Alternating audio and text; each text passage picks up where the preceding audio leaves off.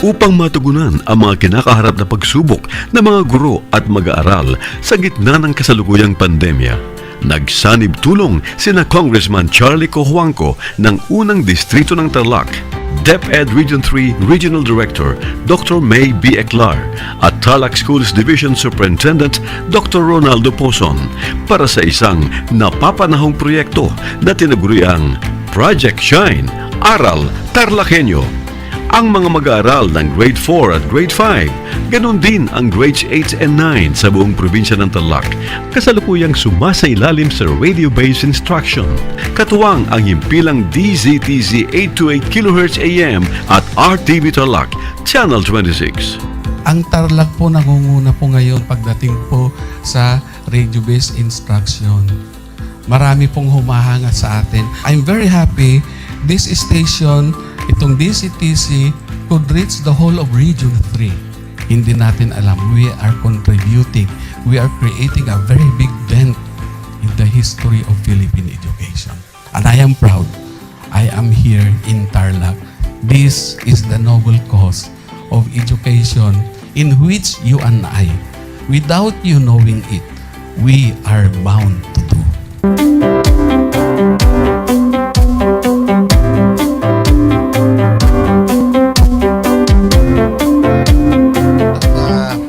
Project natin na Project Shine is a natural consequence dahil sa nangyari sa buong mundo. Let's continue to work together. I think it's very Filipino to practice bayanihan in anything or most of the things that we do. And this is a manifestation of that. No? We have private sector, we have DEPED, we have local government, all working together. And I hope the parents of some of these children, especially the parents that did not graduate from school or hindi nakapag-aral nung sila ay bata, sana naman gamitin na nila itong opportunity na mag-schooling na rin sila kasama ng mga anak nila para mag-bonding pati ang mga magulang sa mga bata. I look at this as doing God's work. Diba? So if you do God's work, it feels right. It's righteous. It's for good, not for evil. Good morning and happy learning, grade 4. Welcome to Aral TarlakHenyo here on RTV Tarlac, Channel 26. Simulcast over DZTZ 828, Radio Filipino Tarlac. I am Teacher Mercy Pacheco Bognot. This is Alistair Aidatu. I am Marie Josephine B. Andrade. I am Teacher Princess Marie M. Dueñas. And I will be your teacher broadcaster for today.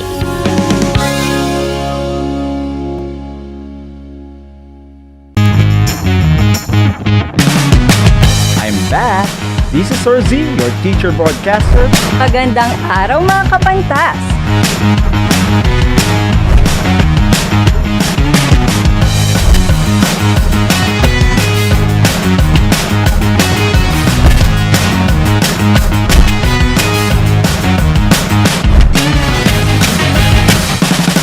Welcome to Aral TarlakHenyo.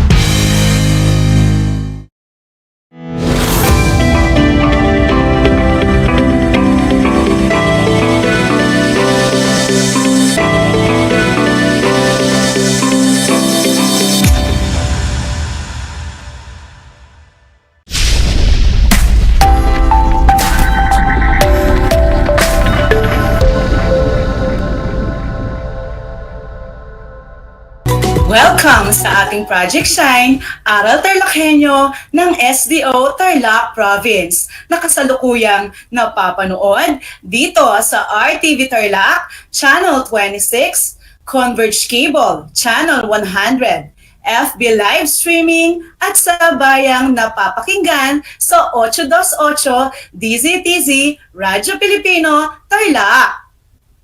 Magandang buhay, mabuting tao. Kumusta kayo ang mga giliw naming tagapakinig? Ang aking pagbati at pagpapahalaga sa edukasyon at pagpupursiging matapos ito nang nagtatagumpay sa kabila ng mga hamon ng pandemya. Ako ang inyong guro sa edukasyon sa pagpapakatao, baitang 4, Ginang Maria Teresa L. de la Cruz, sumasahimpapawid mula sa bayan ng Concepcion, lalawigan ng Tarlac. Sasamahan at gagabayan ka sa Most Essential Learning Competency na nakapagbabahagi ng sariling karanasan o makabuluhang pangyayaring nagpapakita ng pangunawa sa kalagayan o pangangailangan ng kapwa. Natitiyak kong kayo ay handang-handa na sa ating bagong aralin sa araw na ito. Maging alerto at listo sa anumang impormasyong magbibigay sa atin ng inspirasyon, pag-asa, at aral sa buhay na makatutulong sa pagiging mabuting tao. Tandaan mga bata na ugaliing maging isang batang mahalaga, handa, alerto, listo, at ganado. Bago ang lahat ay atin munang talakayin ang isang gawain na aking inihanda upang magkaroon kayo ng ideya at mas lalo ninyong maintindihan ang ating susunod na aralin. Sa mga nanonood sa ating FB Live, i-comment ang salitang opo sa ating chat box kung ang ipinapahayag ng pangungusap ay nagpapakita ng pag-unawa sa kalagayan ng kapwa at hindi po kung hindi. Handa na ba kayo? Para naman sa mga nanonood sa telebisyon at nakikinig sa radyo, ihanda ang inyong papel at panulat sa pagsagot. Para sa unang bilang, nakita ni Mark ang isang batang pulubi na humihingi ng pagkain sa isang tindera ng tinapay. Kaya nilapitan niya ito at binigyan ng perang pambili. Kung ang comment ninyo ay opo, abay magaling. Ikalawang bilang. Hindi pinapansin ni Leia ang kanyang kaklase na kanina pa umiiyak dahil nawala nito ang baong pera. Hayan at may sumagot ng hindi po. Kung ito rin ang inyong comment, tumpak ang inyong sagot. Ikatlong bilang, tumutulong sina Celso at Felisa sa pagbibigay ng mga relief goods para sa mga pamilyang naapektuhan ng bagyo. Uulitin ko, tumutulong sina Celso at Felisa sa pagbibigay ng mga relief goods para sa mga pamilyang naapektuhan ng bagyo. Ayon sa isang comment, ang kanyang sagot ay, opo. Kung ito rin ang inyong sagot, abay mahusay. Ika-4 na bilang, sinisigawan ni Michael ang nakababatang kapatid dahil ayaw nitong tumigil sa pag-iyak. May nabasa ako na nag-comment ng, hindi po. Kung ito rin ang inyong comment, tumpak ang inyong sagot. At para naman sa ika-5 bilang, laging ipinagdarasal ni Leo na gumaling ang kanyang lolo na may sakit. Kung ang inyong comment ay opo, tama ang inyong sagot. Pinabati ko kayong mga anak dahil alam kong nakuha ninyong lahat ang mga tamang sagot. Sa ating pagpapatuloy, nais kong tingnan at suriin ninyong mabuti ang mga larawan na inyong nakikita sa screen. Ano ang inyong nararamdaman habang tinitingnan ang mga larawan? Paki-comment ang inyong sagot sa ating comment section para sa mga nakatutok sa ating FB Live. Naaawa po ako. Nalulungkot po ako. Iyan ang mga comment na aking nabasa ngayon mula sa ating mga manonood. Marahil ay nakadama nga kayo ng awa at lungkot mula sa inyong mga nakita. Ang mga taong walang makain, walang tirahan, nahihirapan dahil sa kapansanan, o kaya ay naapektuhan ng kalamidad, ay ilan lamang sa mga kapwa natin na nakakadama ng kalungkutan at kawalan ng pag-asa sa buhay. mula sa kalagayan o sitwasyong mayroon sila. Ano kaya ang maaari mong gawin upang matugunan ang kanilang pangangailangan? Paki-type sa ating comment section ang inyong sagot. Ayan, at may nakita akong tutulungan ko po sila. Ito rin ba ang inyong comment, mga anak? Kung ito rin ang inyong kasagutan, magaling mga anak. Natutuwa ako dahil batid kong nauunawaan ninyo ang pangangailangan ng inyong kapwa. Ito rin ang ating aralin para sa araw na ito na patungkol sa pagbabahagi ng sariling karanasan na nagpapakita ng pangunawa sa kalagayan o pangangailangan ng kapwa. Ano nga ba ang ibig sabihin ng pagbabahagi? Ito ang tawag sa pagbibigay ng isang bagay, material man ito o hindi material, na maaaring makatulong sa ating kapwa. Ang pagbabahagi ng iyong sarili o sariling karanasan ay malaki ang naitutulong sa pagpapalawak ng inyong kasanayan at kaalaman sa buhay. Ang mga karanasan natin sa buhay ay nagsisilbi ding gabay natin sa kung paano ang ating isasakilos o sa ating pagdidesisyon. Malaki rin ang ginagampanan ng mga karanasang ito tungo sa mabuting pakikipagkapwa-tao na siyang nagiging susi kung papaano tayo magkakaroon ng mas malalim na pangunawa sa pangangailangan o kalagayan ng ating kapwa. Totoo na lahat ng tao ay may iba-iba at kanya-kanyang kalagayan o pangangailangan anuman ang estado sa buhay, bata man o matanda. Walang sino man ang may perpektong buhay at hindi na kailangan ang tulong ng iba. Lahat ng tao ay may pangangailangan na dapat matugunan at mabigyang pansin. May mga karanasan ng kahirapan, kalungkutan at kabiguan. Mayroon din namang nakararanas ng tagumpay at kasiyahan. Malaki ang epekto ng ganitong mga sitwasyon sa isang tao. Marahil kayong mga bata ay nakararanas din ng mga pangyayari sa buhay na nagdulot sa inyo ng saya o lungkot. Batid ko na nakadama na rin kayo ng tuwa, gutom, hirap, galit, o pagkadismaya dahil sa mga pangyayaring hindi natin inaasahan. Dito ninyo nasusukat ang inyong kakayahan sa pagpaabot ng inyong pangunawa sa pinagdadaanan ng inyong kapwa sa oras ng kanilang pangangailangan, maging material man ito o hindi material na bagay. Upang mas lalo ninyong maintindihan ang mga kaisipang nais kong ipabatid, isang kwento ang aking ibabahagi.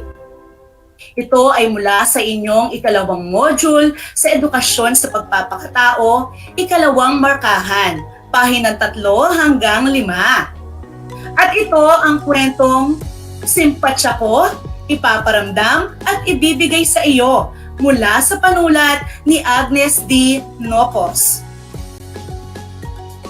Oras ng recess, abala sa pagpila sa kantina sina Marites at Helen. Napansin nila na hindi lumabas ng silid si Marta na noon ay umiiyak. Nilapitan ni Marites at pinauna na si Helen sa pagpunta sa kantina. Anong nangyari?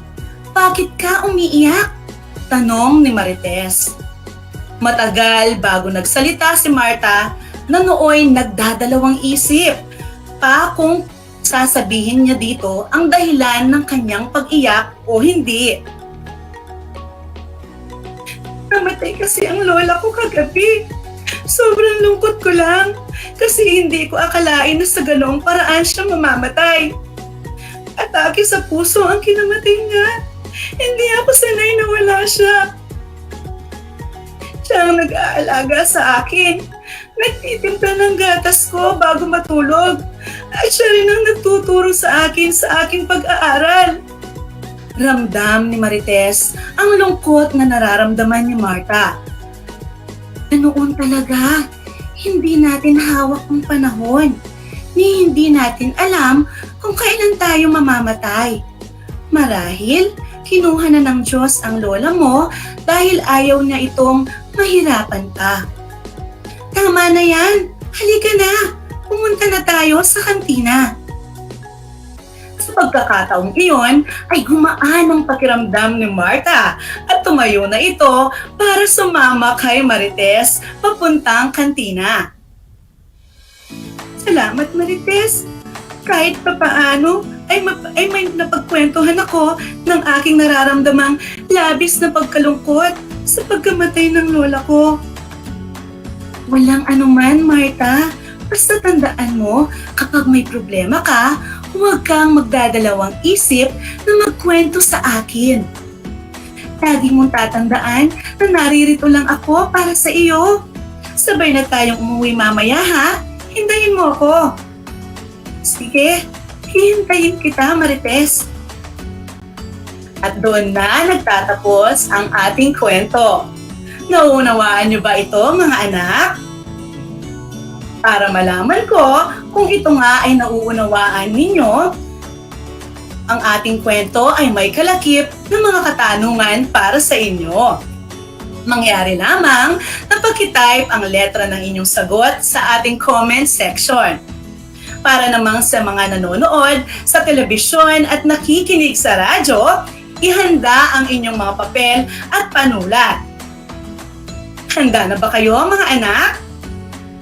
Para sa unang katanungan, ano ang naging reaksyon ni Marites nang makita si Marta? A. Hindi niya ito pinansin. B. Kinalabit niya ito at niyayang pumunta sa kantina. C. Nilapitan niya ito at tinanong kung bakit hindi siya pumunta sa kantina. D. Binigyan niya ito ng pera dahil alam niyang wala na naman itong baon. Kung ang inyong napili ay letrang C, abay tumpak ang inyong sagot. Ikalawa, ano sa palagay mo ang nararamdaman ni Marites para kay Marta? Uulitin ko, ano sa palagay mo ang naramdaman ni Marites para kay Marta? A. Galit. B. Kasiyahan. C. Pagkalungkot. Or D. Pagkaawa. Kung ang sagot ninyo ay letrang C o letrang D, abay mahusay! Pangatlo, lahat ng mga sumusunod na katangian ay ipinakita ni Marites, maliban sa isa. Alin ito? Uulitin ko, lahat ng mga sumusunod na katangian ay ipinakita ni Marites, maliban sa isa. Alin ito? A. Handa siyang makinig sa kwento ni Marta. B. Nagpakita siya ng pakikiramay kay Marta. C. Naunawaan niya ang nararamdaman ni Marta. O D. Hinayaan lang niyang umiyak sa isang tabi si Marta. Ayan, at may sumagot ng letrang D. Kung ito ang inyong sagot, abay magaling. Pang-apat, pag-uusap na iyon ni Marites at Marta, ano sa palagay mo ang pangangailangan ni Marta na dapat maibigay sa kanya sa mga oras na iyon? Uulitin ko, sa pag-uusap na iyon ni Marites at Marta, ano sa palagay mo ang pangangailangan ni Marta na dapat maibigay sa kanya sa mga oras na iyon? A. Mapagbabahiginan ng kanyang karanasan at nararamdaman sa mga oras na iyon. B. Pera sa pagpapalibing ng kanyang lola. C. Cellphone para maibalita niya sa kamag-anak ang pagkamatay ng kanyang lola. O D. Wala siyang kailangan kay Marites. Kung letrang A ang inyong sagot, kayo ay tama. Panglima, kung ikaw si Marites, ano ang sasabihin mo kay Marta upang maibsan ang lungkot na nararamdaman nito? Paki-comment lang ang inyong sagot, mga bata. Hayan, at may sumagot na, huwag ka nang malungkot. At meron ding namang, nakikiramay ako. Kung ito rin ang inyong mga comment para sa aking tanong, mahusay mga anak dahil tama ang inyong mga sagot. Natutuwa ako sa inyong naging aktibong pagtugon. Naway magamit at may sa puso ninyo ang inyong natutunan mula sa ating kwento. Tulad ni Marites, sa kwentong aking naibahagi, naipakita niya ang kanyang pangunawa sa naging kalagayan ng kaklasen si Marta sa pamamagitan ng pakikinig ng mabuti at pakikisimpatya sa kalungkutang nararamdaman nito. Nauunawaan din at natugunan ni Marites ang pangangailangan ni Marta na magkaroon ng taong makakausap upang maibsan ang kanyang nararamdaman. Nagpapatunay lamang ito na hindi sa lahat ng oras o pagkakataon ay material na bagay ang kailangan ng ating kapwa mula sa atin. Mas mainam din na buksan ang ating mga puso at isipan sa pagbibigay natin ng oras upang makinig at damayan ang ating kapwa. Kayo mga anak, naranasan na ba ninyo na magpakita ng pangunawa sa kalagayan o pangangailangan ng inyong kapwa? Kung meron man, ano ang inyong naramdaman ukol sa karanasang ito? Hindi ba't nagdulot ito ng saya o tuwa sa inyo at sa inyong kapwa? Totoo na ang ganitong mga karanasan ay napakasayang balikan, lalo pat malaki ang naging epekto nito sa ating kapwa, hindi ba? Papaano nga ba natin maipapakita ang pangunawa sa kalagayan o pangangailangan ng ating kapwa? Mula sa aking pananaliksik, narito ang ilan sa mga paraan upang maipakita ang pangunawa sa kalagayan o pangangailangan ng kapwa.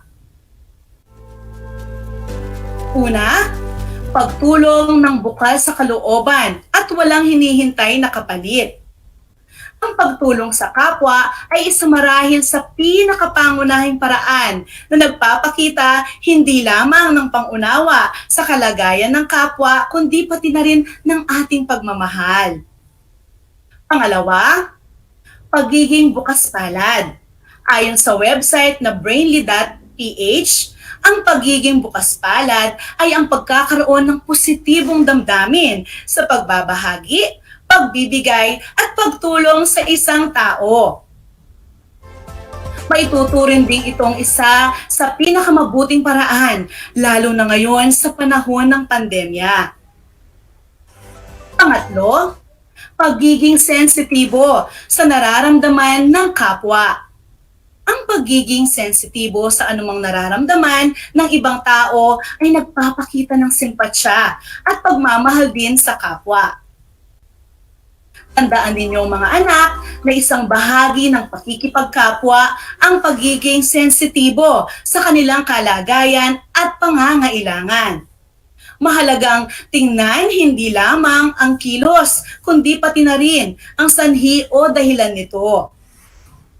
Sa ganitong mga paraan, magiging malawak ang inyong pangunawa sa kalagayan o sitwasyon at higit na makatutulong at higit na matutugunan ang mga pangangailangan ng inyong kapwa.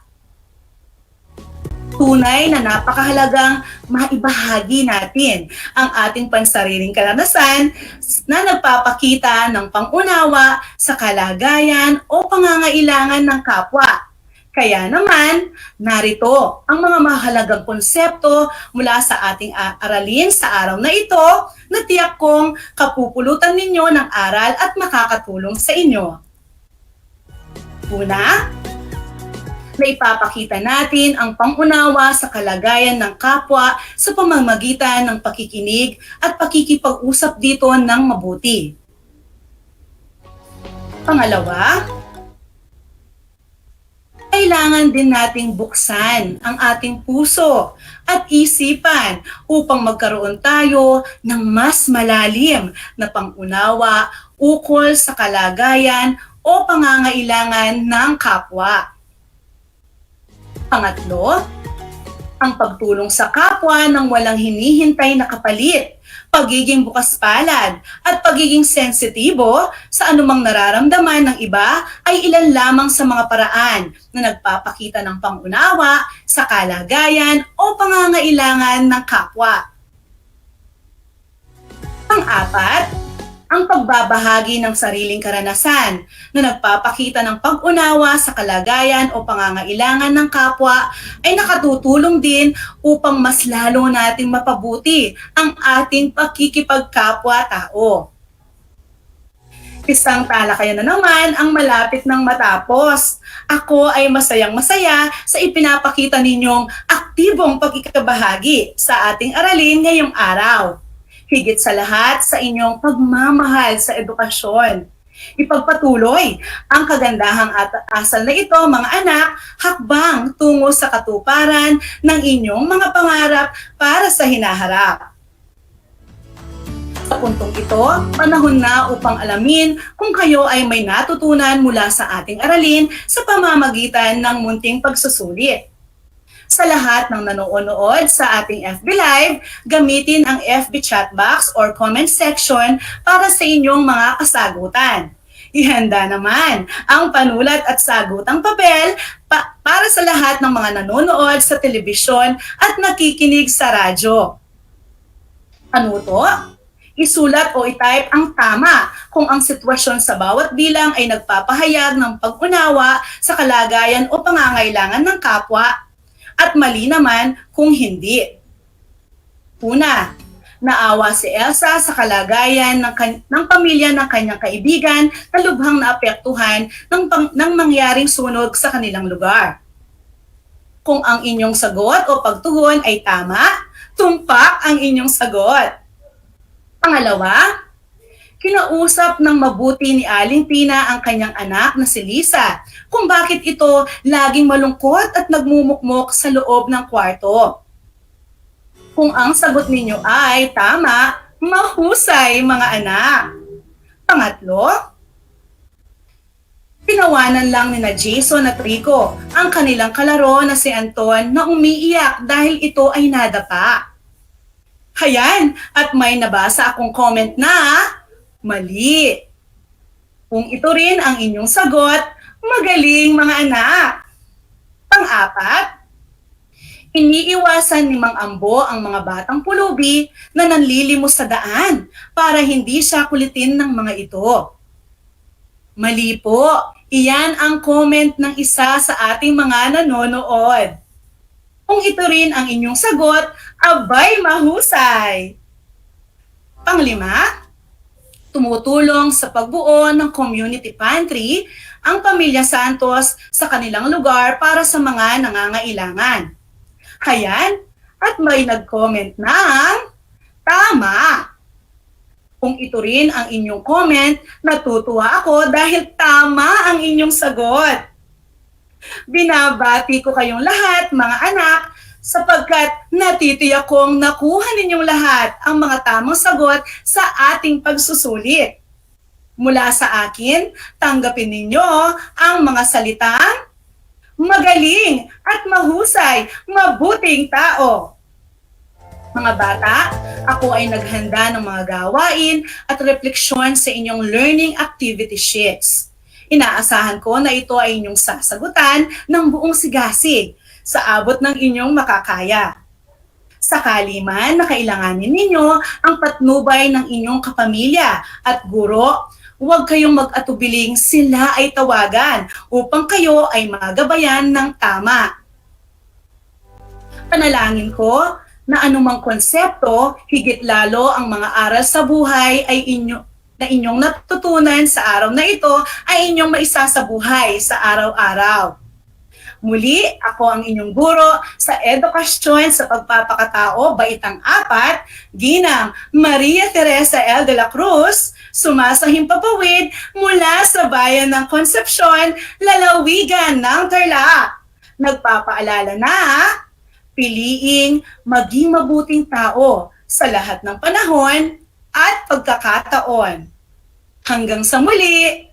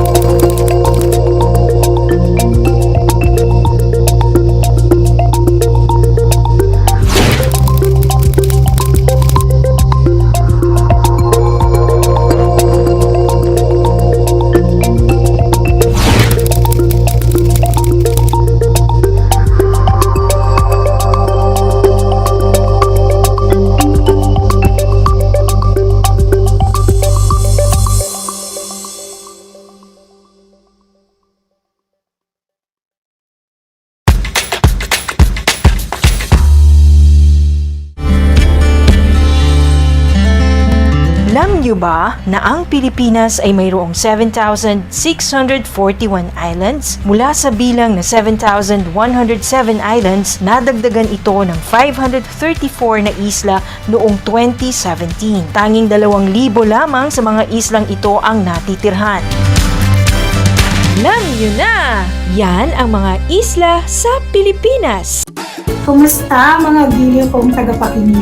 Nagbabalik ang inyong paaralang panghimpapawid, Aral TarlakHenyo, RTV Tarlac, Channel 26, at sa bayang naririnig sa DZTC 828, Radyo Pilipino Tarlac. Tayo rin ay napapanood sa FB Live ng RTV Tarlac Channel 26. Sumasahim papawid mula sa bayan ng Pura Tarlac, mula sa bayan ng San Clemente, mula rito sa Puro Elementary School, Pura Tarlac, sa bayan ng Kapas Tarlac. Ako, ang inyong guro,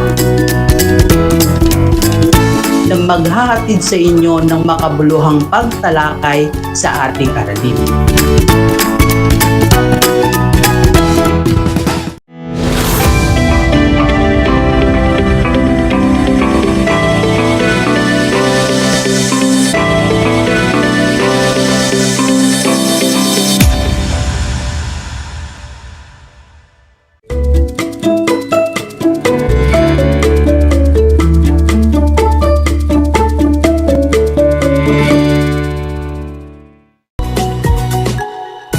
A scientific and wonderful morning, my dear scientistic buddies. How's our day today? Fantastic? Welcome to Aral TarlakHenyo here on RTV Tarlac Channel 26. Simulcast over DZTC Radio Filipino Tarlac and live via Facebook page of RTV Tarlac Channel 26. You can also watch Project Shine Aral TarlakHenyo on Channel 100 of Converge TV. I am Teacher Gwyneth Payumo, your teacher, broadcaster, and your scientific buddy in Science Grade 4. Airing live from the municipality of Capas, province of Tarlac. Today is December 6, 2021, Monday, and it's a great day to start our learning adventure by exploring the dynamic world of Science 4.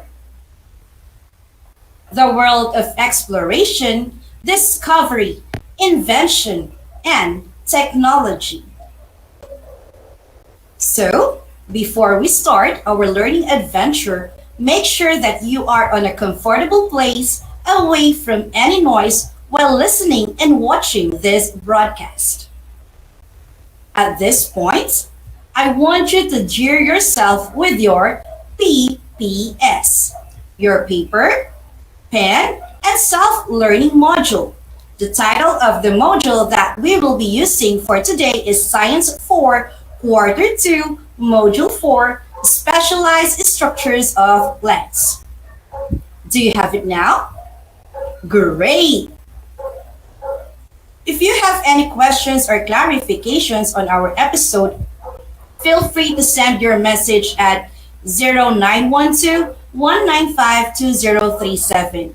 And you can also send it on 0928-588-8667.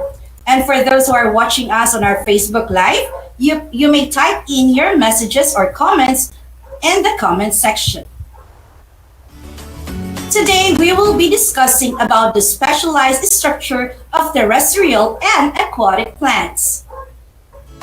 And you are expected to identify the specialized structures of terrestrial and aquatic plants and identify which plant could grow in a particular habitat. So, stay tuned and listen attentively. Now, to check your understanding of the previous lesson discussed by Teacher Ian last week, let's answer the first activity.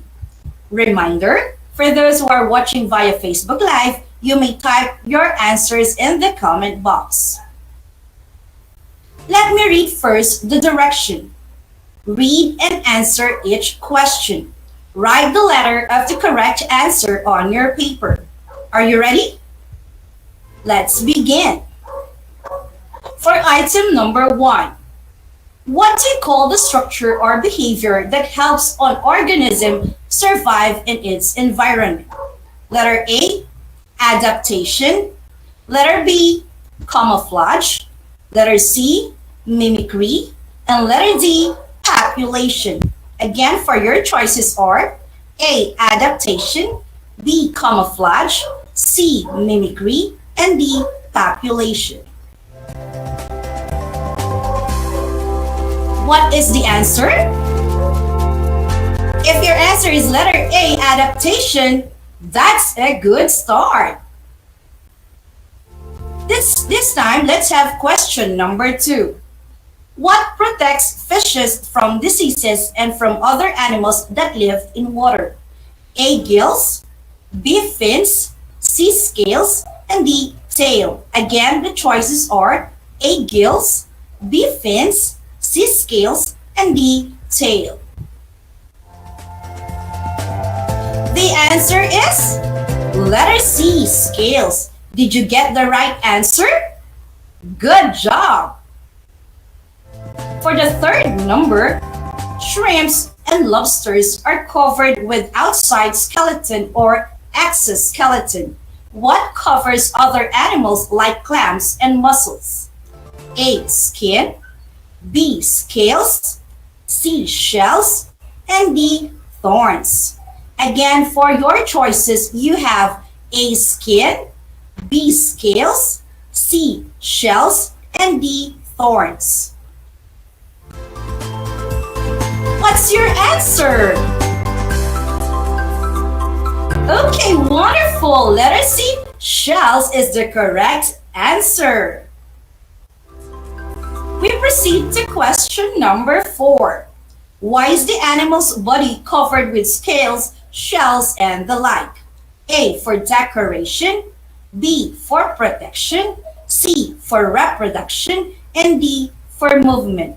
Again, A for reproduction, B for protection, C for reproduction, or rather letter A for decoration, B for protection, C for reproduction, and D for movement.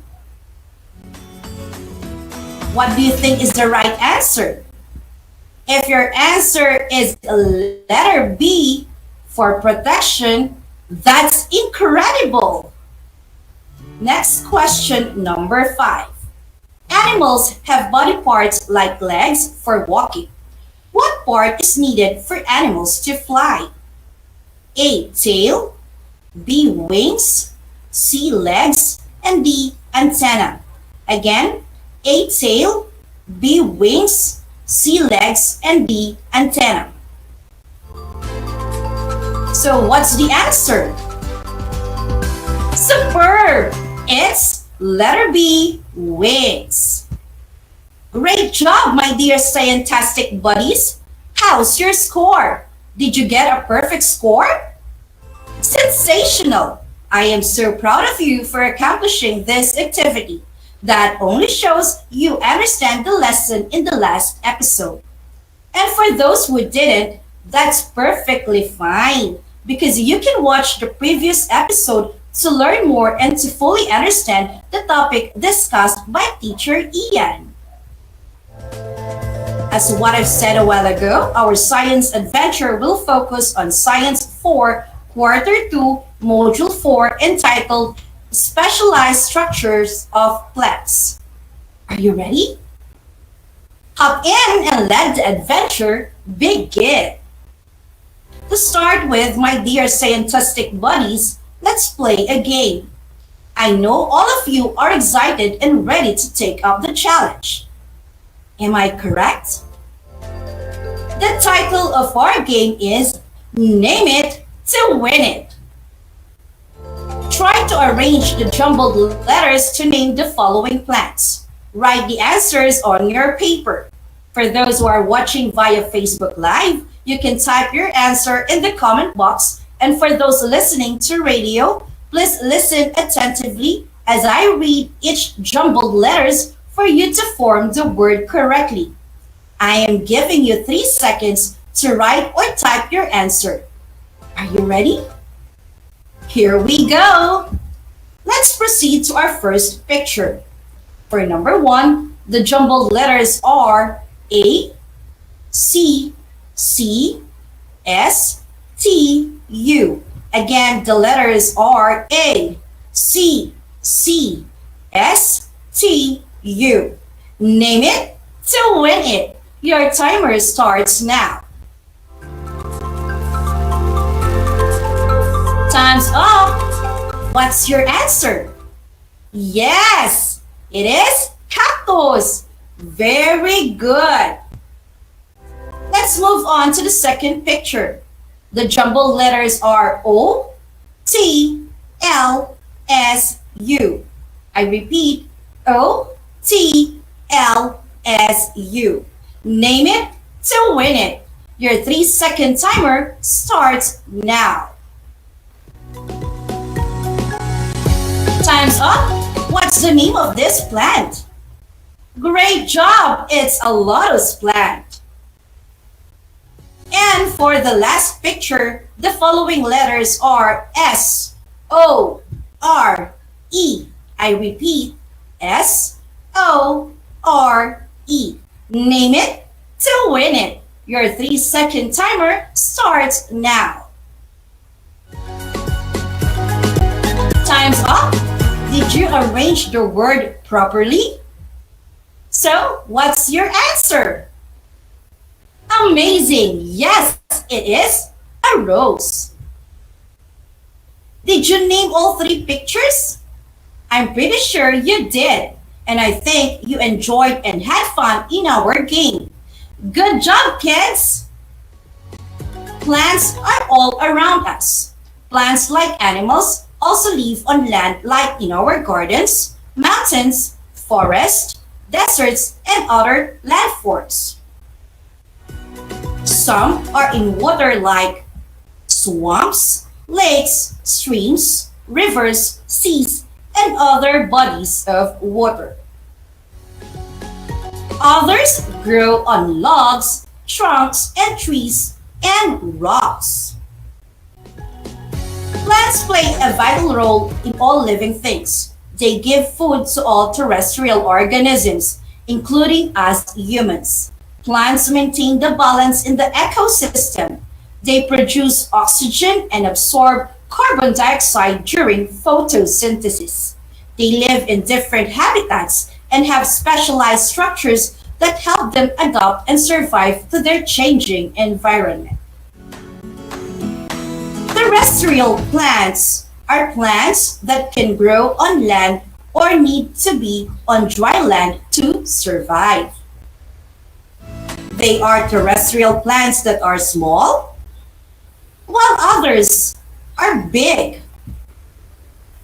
There are also plants with big trunks like nara, mahogany, coconut, and mango tree, while others have soft stems like mayana and oregano. Other plants bear flowers like sampaguita, rose, sunflower, bougainvillea, and yellow bell, while others do not, like snake plants, ferns, San Francisco, and anahaw. Next, aquatic plants are the plants that live in water. Aquatic plants are also referred to as hydrophytes, from the word hydro, which means water, and phyte meaning a plant growing. Hydrophyte means a plant growing in water. They can only grow and thrive in water environment. These plants require special adaptations for living submerged in water or at the water's surface. Aquatic plants can be classified according to their characteristics. Some are classified as submerged. The characteristics of submerged aquatic plants include having all or almost all of the plant growing underwater. Some of the examples are eelgrass, sago, pondweed, and other milfoils. Another classification is when the stems, leaves, or flowers grow out of the water. They are plants that grow partially out of the waterline. These are called immersed aquatic plants. Some of the examples are lucky bamboo, golden photos, and calya lily. Have you ever wondered how these plants survive and adapt to their changing environment? Nice one, kids! These plants use their specialized structures. Specialized structures are characteristics or abilities of plants to acquire their basic needs to protect themselves against predators and to help in reproduction. These are special parts of plants that make them survive and adapt to the kind of habitat when they grow. Let's observe the following pictures. What have you noticed? Nice observation, buddies! Shapes, sizes, and nature of leaves were present in order to adapt to their environment. Some plants have waxy leaves like gabi and jade plant to protect themselves from dehydration as a result from too much exposure to sunlight.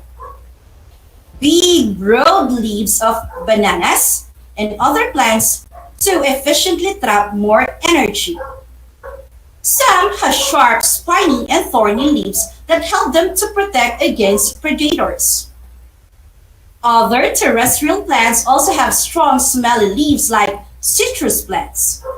And some aquatic plants have flat, buoyant, and broad leaves. These structures help them to float in water. Others have fleshy stems to store water and spines to protect them from predators like cactus. They can also grow in dry soil with small amount of water. Others have thorns, serve as protective structures. Makahiya, rose, and bougainvillea are some of the examples. Other plants have hairy stems like lipang aso, okra, and squash. Some plants also have rough and thick bark that prevent insects and other animals from boring into their trunks. Other aquatic plants have smaller roots which water can diffuse directly into leaves. Some have feathery roots and specialized roots for taking in oxygen.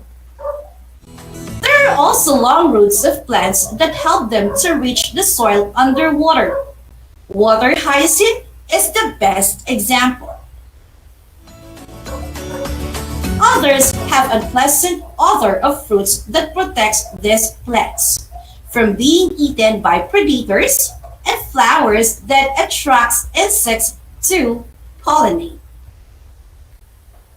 So, those are some of the specialized structures of plants which is helpful for them to adopt and survive in their specific habitats. Are you still with me, my dear scientific buddies? Now, let's see if you truly understand what we have discussed today. To process what you have learned from this episode, let's answer this activity. Here's the direction. Copy the table and check the proper column whether the plant can grow on terrestrial or in aquatic habitat. Write the answers on your paper. And for those who are watching via FB Live, you may type terrestrial or aquatic in the comment section. I'm giving you 25 seconds to finish this activity. Ready? Timer starts now.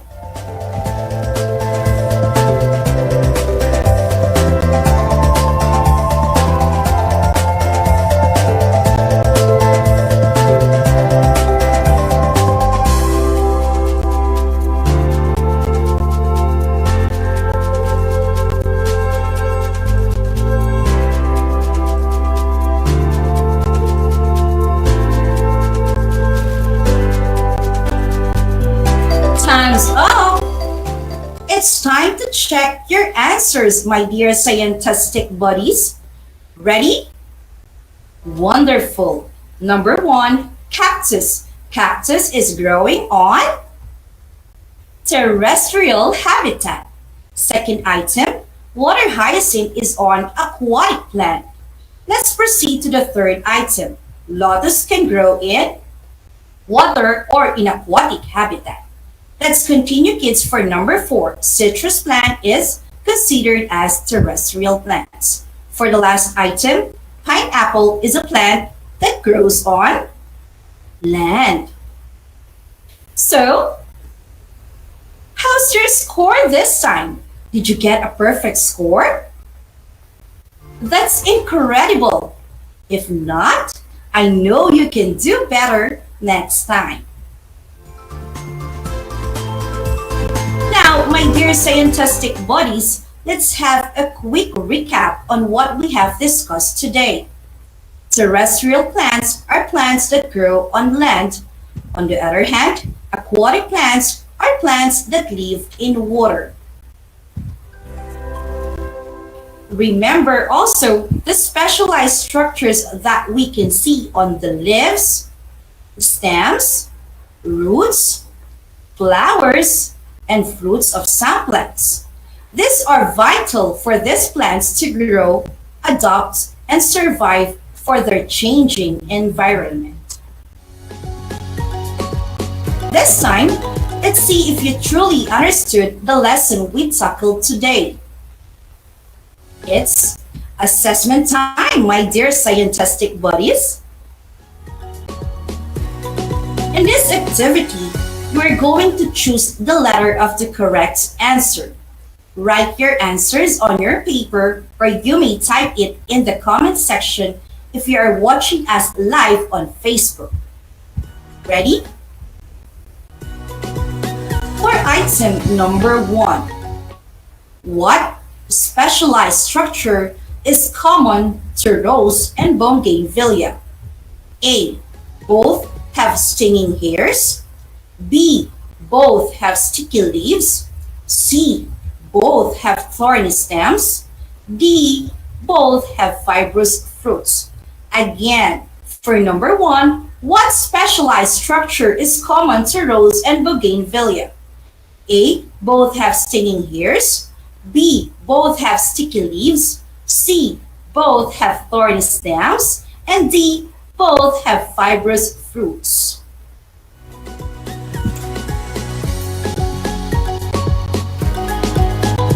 Moving on to item number 2. What specialized structure is present to succulents and cacti? A. Big and hard stem. B. Long and hairy stem. C. Small and spiny stem. And D. Fleshy and spiny stem. Again, what specialized structure is present to succulents and cacti? A. Big and hard stem. B. Long and hairy stem. C. Small and spiny stem. And D. Fleshy and spiny stem. And for our third question, which of the following plants have fleshy stems as their specialized structure to conserve water for a long time? A. Cactus. B. Cogon. C. Pineapple. And D. Strawberry. Again, which of the following plants have fleshy stems as their specialized structure to conserve water for a long time? A. Cactus. B. Cogon. C. Pineapple. And D. Strawberry. Let's go to our fourth item. Which of the following plants is characterized by a sharp leaf that might cause you harm once you touch it? A. Ginger. B. Calamansi. C. Rose. And D. Talahib. Again, for number 4, which of the following plants is characterized by a sharp leaf that might cause you harm once you touch it? A. Ginger. B. Calamansi. C. Rose. And D. Talahib. Now, let's proceed to our last item, number 5. Why is it that water hyacinth floats in water? A. It is light in weight. B. Its stem is filled with air. C. It has spreading long root stem. And D. It has light rounded waxy leaves. Again, why is it that water hyacinth floats in water? A. It is light in weight. B. Its stem is filled with air. C. It has spreading long root stem. And letter D. It has light rounded waxy leaves. Now, let's see if you got the right answers. For number 1, letter C, both have thorny stems. Number 2, the right answer is letter D, fleshy and spiny stem. We proceed to number 3. Letter A, cactus. For item number 4, letter D, talahib is the correct answer. And for number 5, the answer is letter C. It has a spreading long root stem. So, how was your score, my dear scientific buddies? Well, what a wonderful work! Congratulations for accomplishing this task. I know all of you got good scores and that you were able to acquire the knowledge to fully understand our topic this week. For your assignment, make a portfolio from cut-out pictures of plants from magazines. Describe and identify whether each plant has a specialized characteristics or structures. Before we end, my dear scientific buddies, always remember to be humble, be teachable, and always keep learning. With that, we are done with today's episode. For those who are sending their answers, questions, and messages using the comment section of our FB Live, I'll check them out later after our session. See you again for another fun-filled learning adventure in Science Grade 4. It is the world of exploration, discovery, invention, and technology. Please continue to tune in to Aral TarlakHenyo on RTV Tarlac Channel 26, simulcast over DZTC 828 Radyo Pilipino Tarlac. I am Teacher Gwyneth Payumo, your teacher broadcaster and your scientistic buddy in Science Grade 4. Thank you and enjoy learning! Bye!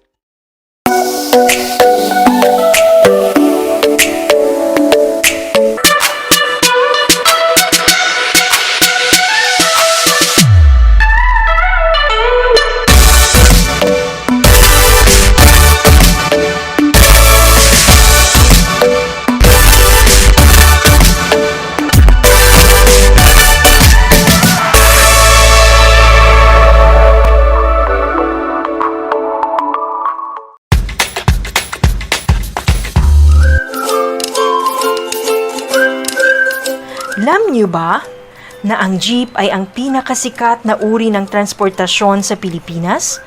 May nagsasabi na ang pangalang jeep ay hango sa salitang jeepy na ang ibig sabihin ay general purpose or government purpose na naglalarawan ng military jeep na ginamit noong World War II. Pagkatapos ng digmaan, iniwan na ng mga sundalong Amerikano ang libu-libong jeep sa kalsada ng Maynila. Ang matibay at makulay na jeepney nga raw ay truly mestizo dahil sa half local at half foreign na katangian nito. Alam nyo na, yan ang jeepney. Multiply 1089 by 9, you will get an answer, the exact reverse, which is 9801. My name is JRP Duldulao, your teacher broadcaster on Aral TarlakHenyo. For more math trivia and answers to your math questions, catch Aral TarlakHenyo every Monday to Friday from 8:30 a.m. to 5:30 p.m. Learning math is so much fun!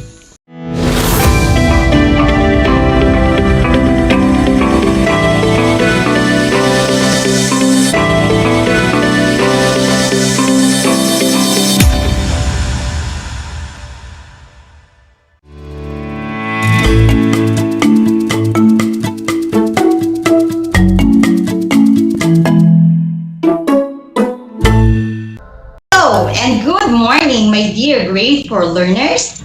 Welcome to Aral TarlakHenyo here on RTV Tarlac Channel 26. Simulcast over DZTC Radio Filipino Tarlac. We are also seen via Converge Cable TV Channel 100. I am Shira Lindiri Hinaldo, your teacher broadcaster for Mathematics 4. Giving you this remote live broadcast all the way from Ramos, Tarlac. How are you today? Well, I hope everyone is doing great as we start our lesson.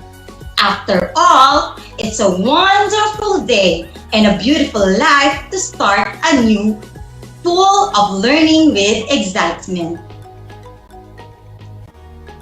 Before we continue, I want you to get your pen, paper, learning activity sheets, and your learner's material in Mathematics 4.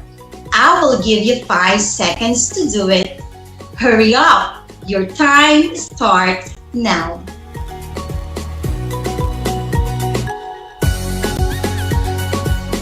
Our lesson for today is changing improper fraction to mixed numbers and vice versa. After going through this lesson, you are expected to change improper fraction to mixed numbers and vice versa.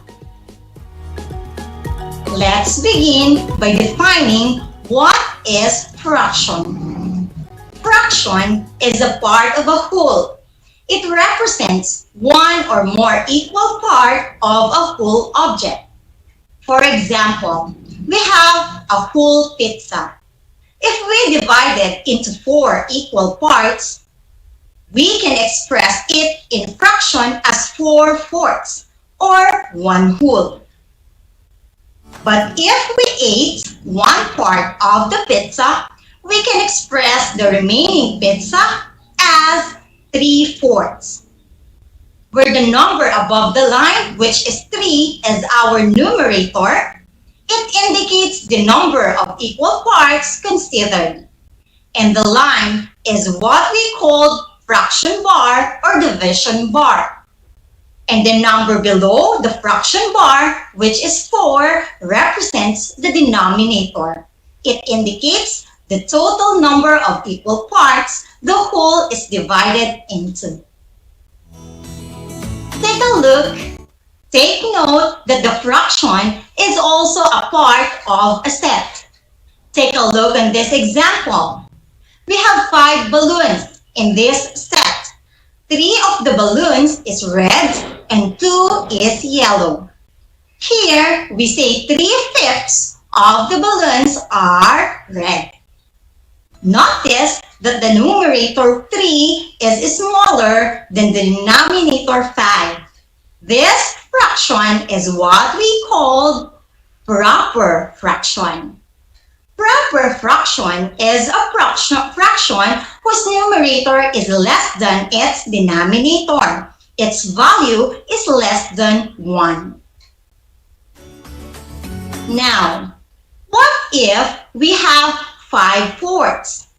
As you can see, the numerator 5 is bigger than the denominator 4.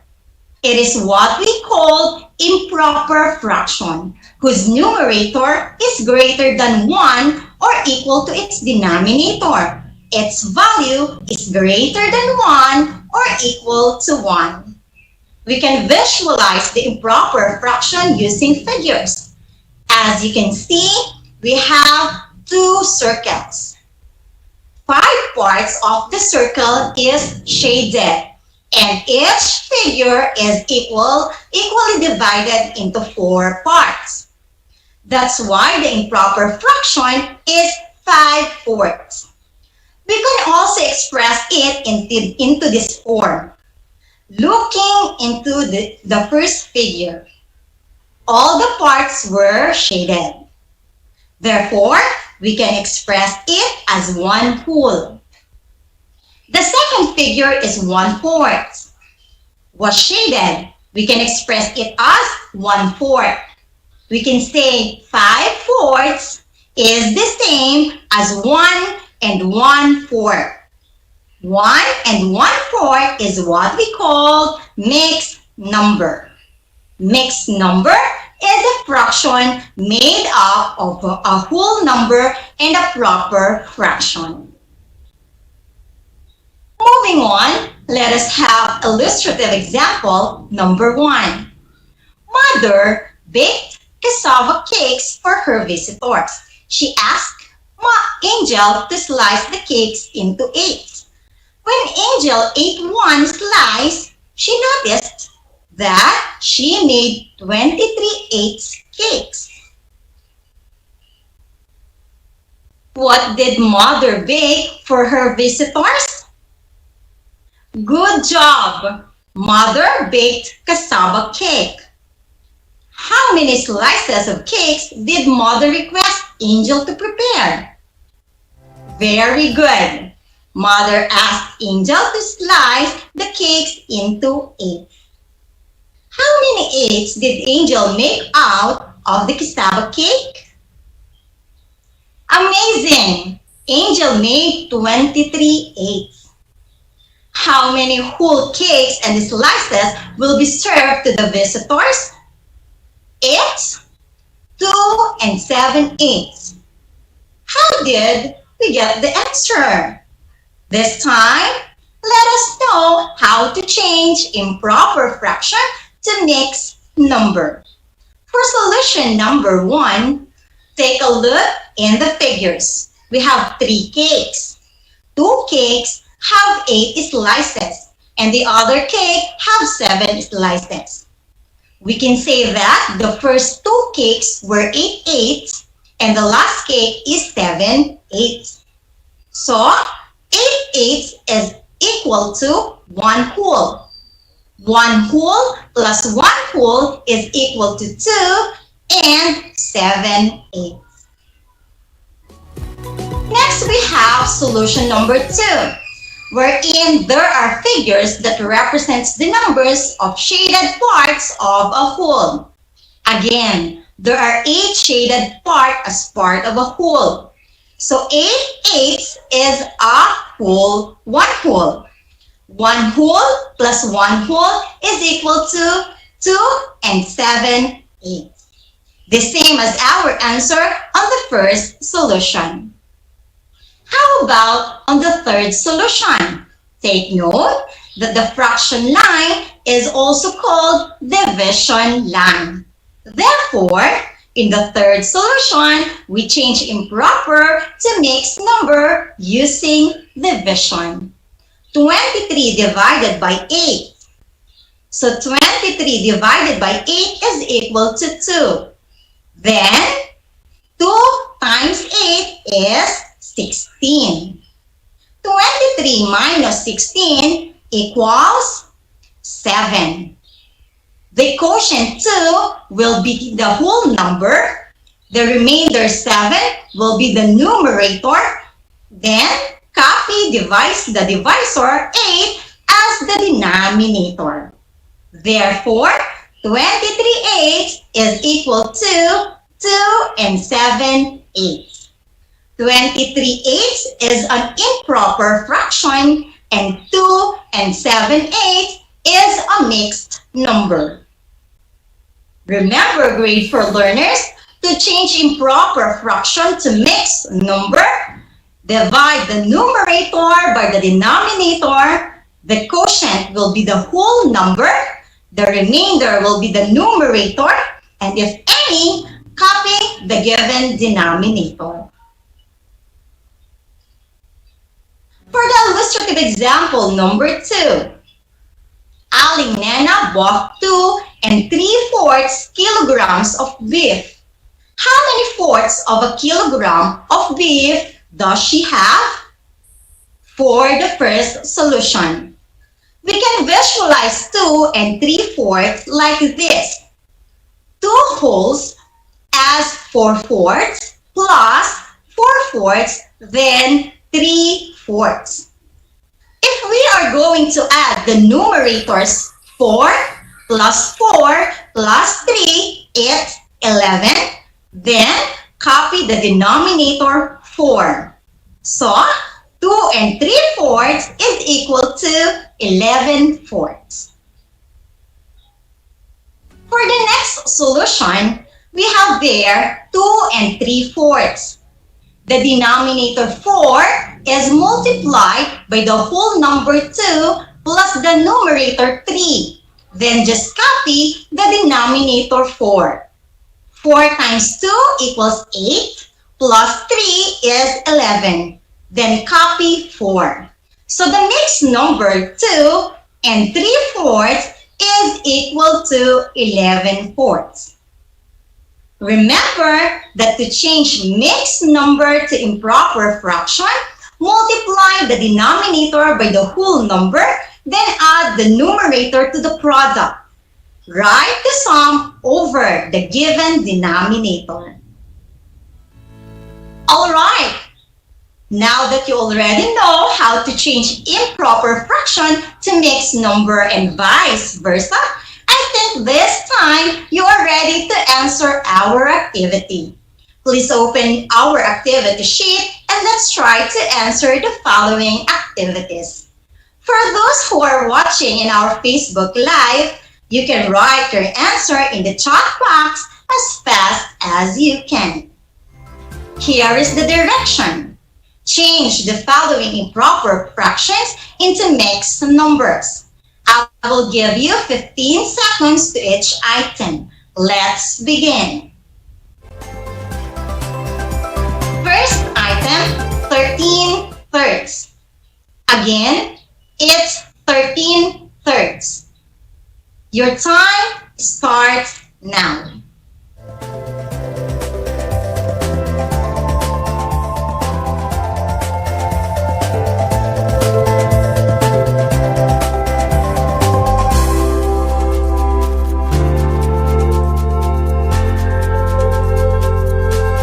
Time is up.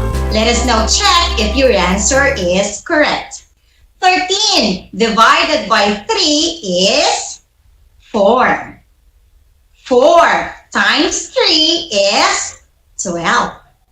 Then 13 minus 12 is 1. Therefore, 13 thirds is equal to 4 and 1 thirds. Good job, learners! For item number 2, 16 fifths. Again, 16 fifths. Your time starts now.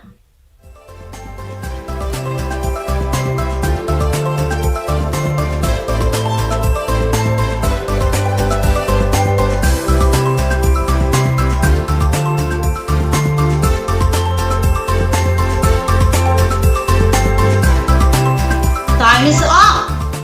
16 divided by 5 is 3. 3 times 5 is 15. Then 16 minus 15 is equal to 1. Therefore, 16 fifths is equal to 3 and 1 fifths. Fantastic, young mathematicians!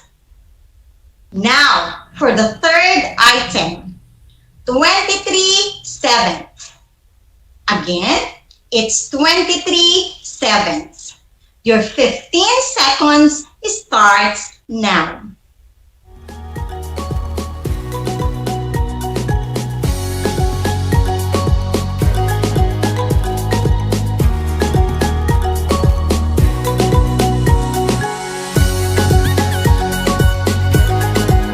Time's up. 23 divided by 7 is equal to 3. 3 times 7 equals 21. 23 minus 21 is equal to 2. 23 sevenths is equal to 3 and 2 sevenths. Amazing, kids! Number 4, we have 8 thirds. Again, it's 8 thirds. Your time or your 15 seconds go.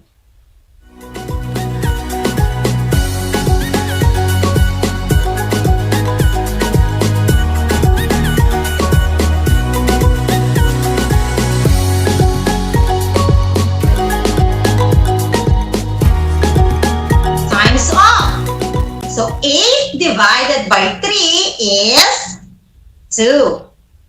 2 times 3 is 6. Then 8 minus 6 is equal to 2. Therefore, 8/3 is equal to 2 and 2/3. Good job, learners! For the last item, 15/8.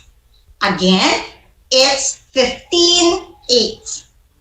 Your time starts now.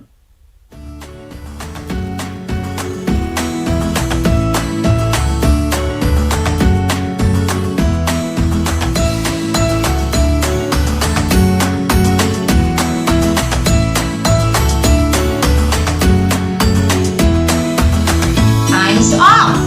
Let us now check your answer. 15 divided by 8 is equal to 1. 1 times 8 is 8. 15 minus 8 is equal to 7. In 15/8, the answer is 1 and 7/8. Very good, kids! So we're done with changing improper fraction to mixed number. This time, let us change mixed numbers to improper fraction. For item number 1, it's 3 and 4/5.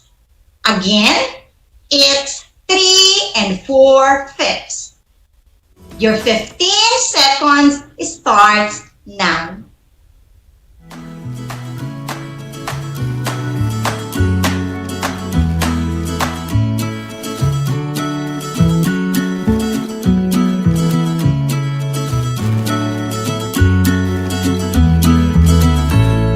Time is up. 3 and 4/5. 5 times 3 equals 15. 15 plus 4 is 19. Then, copy the denominator 5. The answer is 19/5.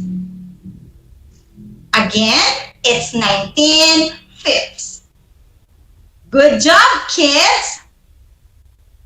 Number 2. 5 and 3/7. Again, it's 5 and 3/7. Your time starts now.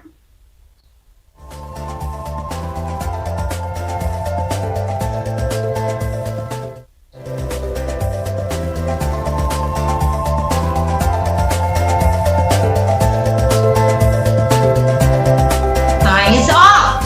Let's answer. 7 times 5 equals 35. So 7 is the denominator, 5 is the whole number. 35 plus 3 is 38. Then, copy the denominator 7. So, it's 38/7. Again, it's 38/7. Great job, kids! For item number 3, what is the improper fraction of 10 and 2/3? Again, improper fraction of 10 and 2/3. Your time starts now.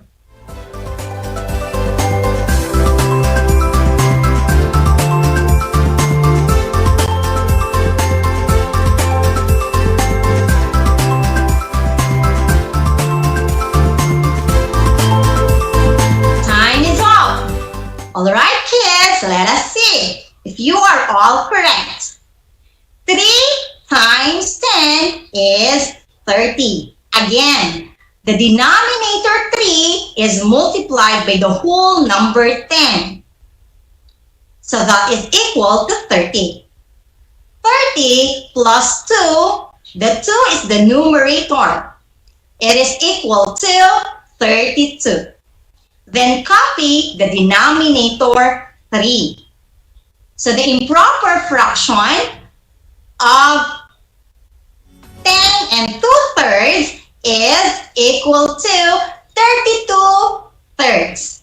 Again, it's 32 thirds. Excellent, learners! Next, we have 4 and 4/7. Again, it's 4 and 4/7. Your 15 seconds, go.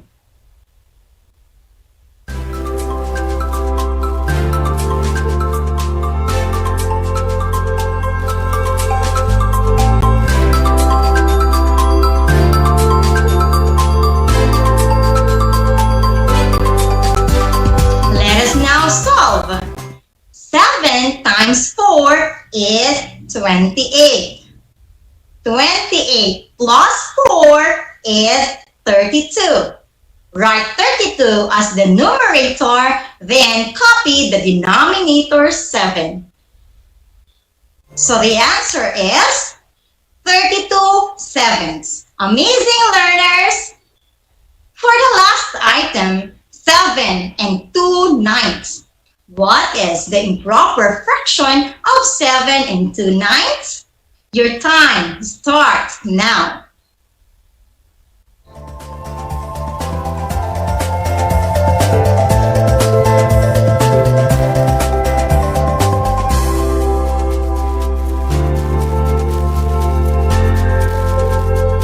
Time's up. 7 and 2/9. So we have 9 times 7 equals 63. Plus 2 is 65. Then, copy the denominator 9. So our answer is 65 ninths. Good job, kids! I am so proud of you, dear young mathematicians, for a job well done. Before we end our lesson this morning, let's have a recap. If you are going to change improper fraction to mixed number, divide the numerator by the denominator. The quotient will be the whole number. The remainder will be the numerator. And if any, copy the given denominator. Then, in changing mixed number to improper fraction, multiply the denominator by the whole number. Then add the numerator to the product. Write the sum over the given denominator. Congratulations, grade 4 learners, for participating and answering attentively. If you have any questions or clarifications, you may ask your subject teacher or your advisor so that they can immediately address your concern. Remember, kids, the quotation of Winston Churchill, that we are all functioning at a small fraction of our capacity. Again, we are all functioning at a small fraction of our capacity. I hope you learned a lot today. I am Shira Lindir Hinaldo, your mathematics anchor teacher, broadcasting live here at Ramos Tarlac. Thank you, stay safe, and until next time.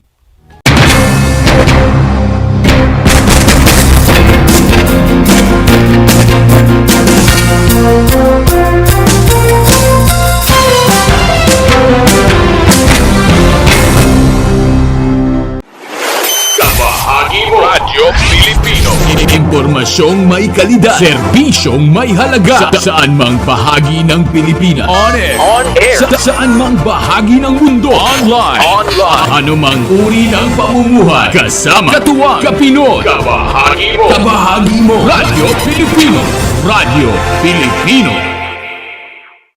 This is my story. Ano ang kwento ng buhay mo? Malungkot? Masaya?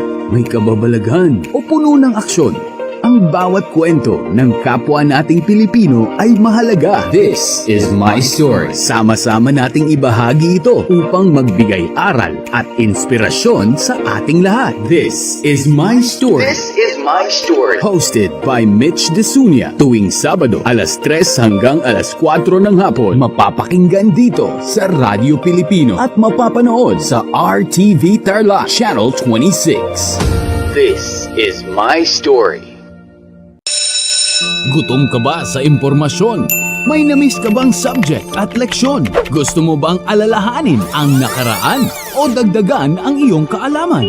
Lahat yan alamin natin because the professor is in. Professor on air And online. kasama si Professor Willie Perez. Isang oras na kaalaman, isang oras na makabuluhan. Professor on air, mamangha at tumawa sa mga tips at trivia, sa gabay at tanong. Sagot ka rin niya. Professor on air And online. kasama si Professor Willie Perez. Tuwing Sabado, alas 10 hanggang alas 11 ng umaga. Mapapakinggan sa Radyo Pilipino at mapapanood sa RTV Tarlac Channel 26. Professor on air.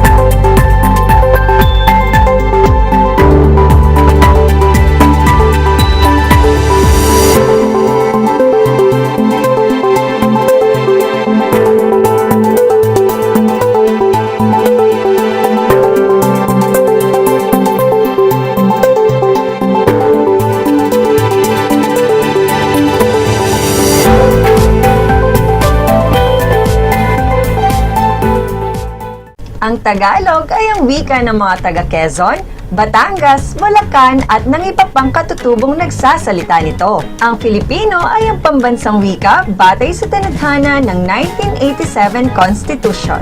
Tara na at matuto ng salitang Filipino. Manood at makinig ng Aral TarlakHenyo sa RTV Tarlac Channel 26 at sa bayang naririnig sa Radyo Pilipino DZTZ 828 at napapanood din live sa FB page at YouTube channel na RTV Tarlac Channel 26. Manood at matuto ng ating mga aralin sa Filipino. Dito lang yan sa Aral TarlakHenyo. Ako si Ma'am Crystal May Aquino, ang inyong teacher broadcaster sa Filipino.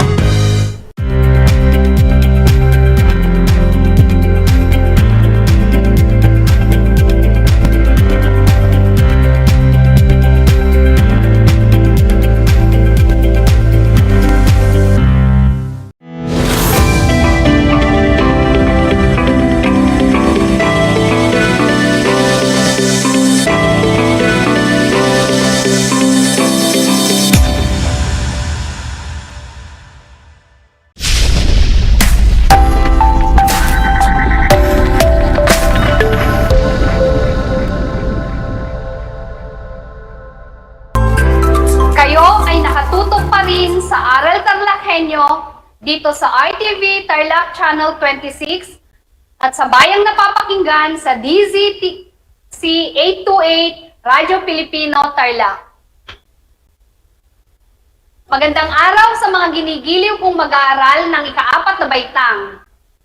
Ako ang inyong guro, Ginang Janice F. Alitin, na sasamahan at gagabayan kayo sa Most Essential Learning Competency na ibibigay ang kahulugan ng mga salitang pamilyar at di pamilyar sa pamamagitan ng pag-uugnay sa sariling karanasan. May kaalaman ka na ba tungkol sa salitang pamilyar at di pamilyar sa pagpapakahulugan sa mga salitang ito gamit ang iyong karanasan? Subukin muna natin kung hanggang saan ang iyong nalalaman. Bago natin simulan ang talakayan, siguruhing nasa isang lugar kayo na komportable at maayos na naririnig ang ating broadcast.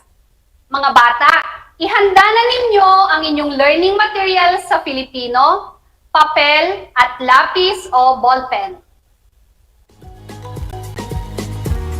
Makinig at intindihing mabuti ang aking mga ituturo nang sa ganon ay makasagot kayo ng wasto sa inyong mga sasagutan. Handa na ba kayo mga bata? Gamitin ang inyong sariling karanasan upang maibigay ang kahulugan ng mga salitang nakadiin. Hanapin ang kahulugan nito sa loob ng kahon. Para sa unang bilang, ang anumang problema ay kayang lutasin kung sama-sama.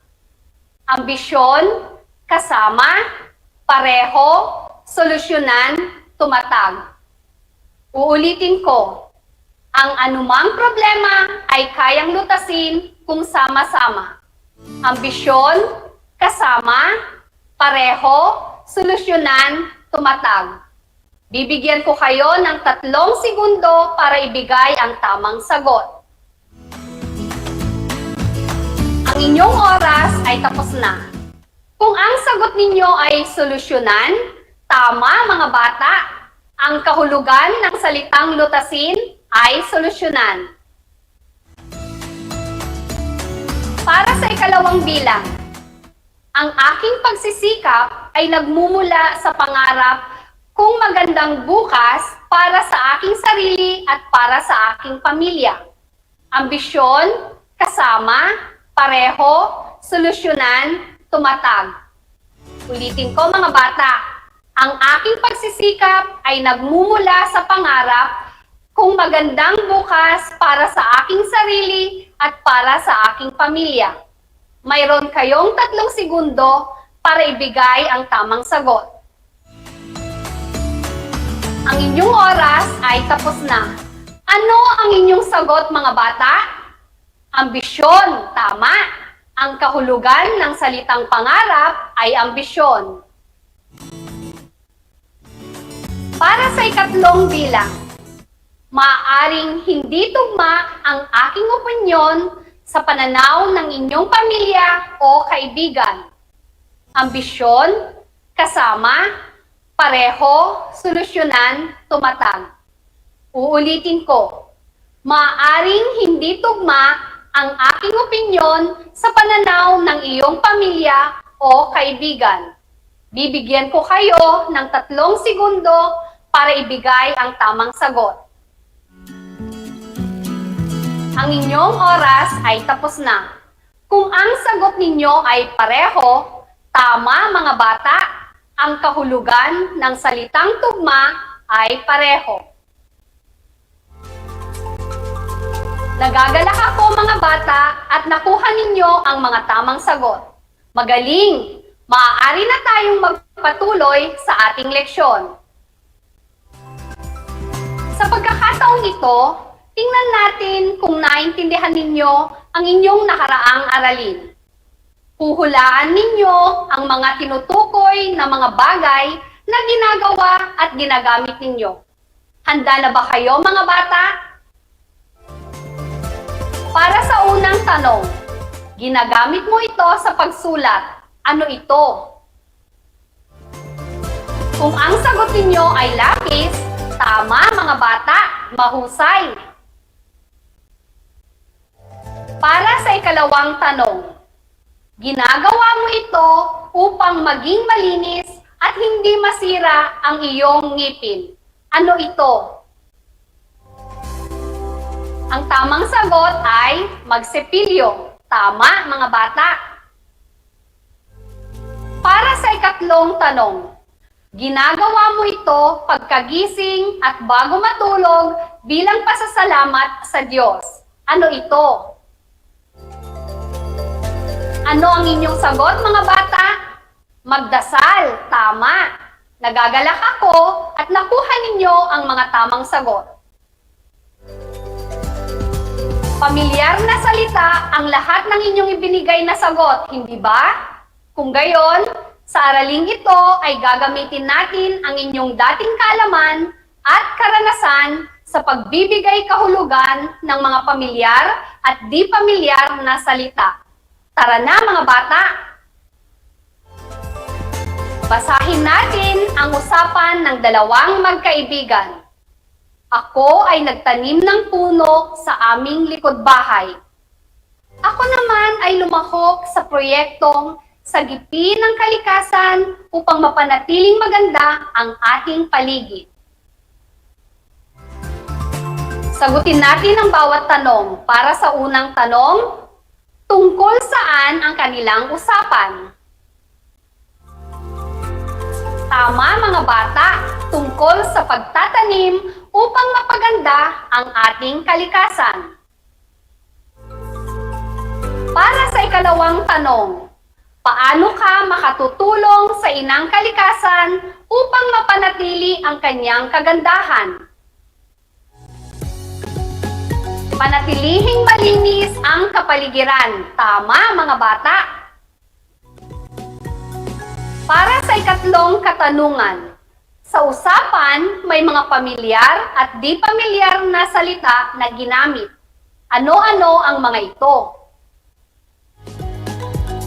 Ano ang sagot ninyo mga bata para sa pamilyar na salita? Tama. Ang sagot ninyo ay nagtanim at maganda. Ano naman ang mga salitang di pamilyar na ginamit sa usapan? Ang sagot ay sagipin at lumahok. Upang mas lalo pa ninyong maintindihan ang ating aralin sa araw na ito, halina at sagutin ang inihanda kong pagsasanay. Basahin at unawaing mabuti ang mga kahulugan ng salita na nakapaloob sa kahon. Piliin sa loob ng pangungusap ang salitang tinutukoy nito. Gamitin ang inyong sariling karanasan upang matukoy ang tamang salita. Para sa unang bilang, ikaw ay masaya kapag kasama ang iyong pamilya. Sila ang iyong kayamanan. Binubuo ng tatay, nanay, at mga kapatid. Uulitin ko, ikaw ay masaya kapag kasama ang iyong pamilya. Sila ang iyong kayamanan.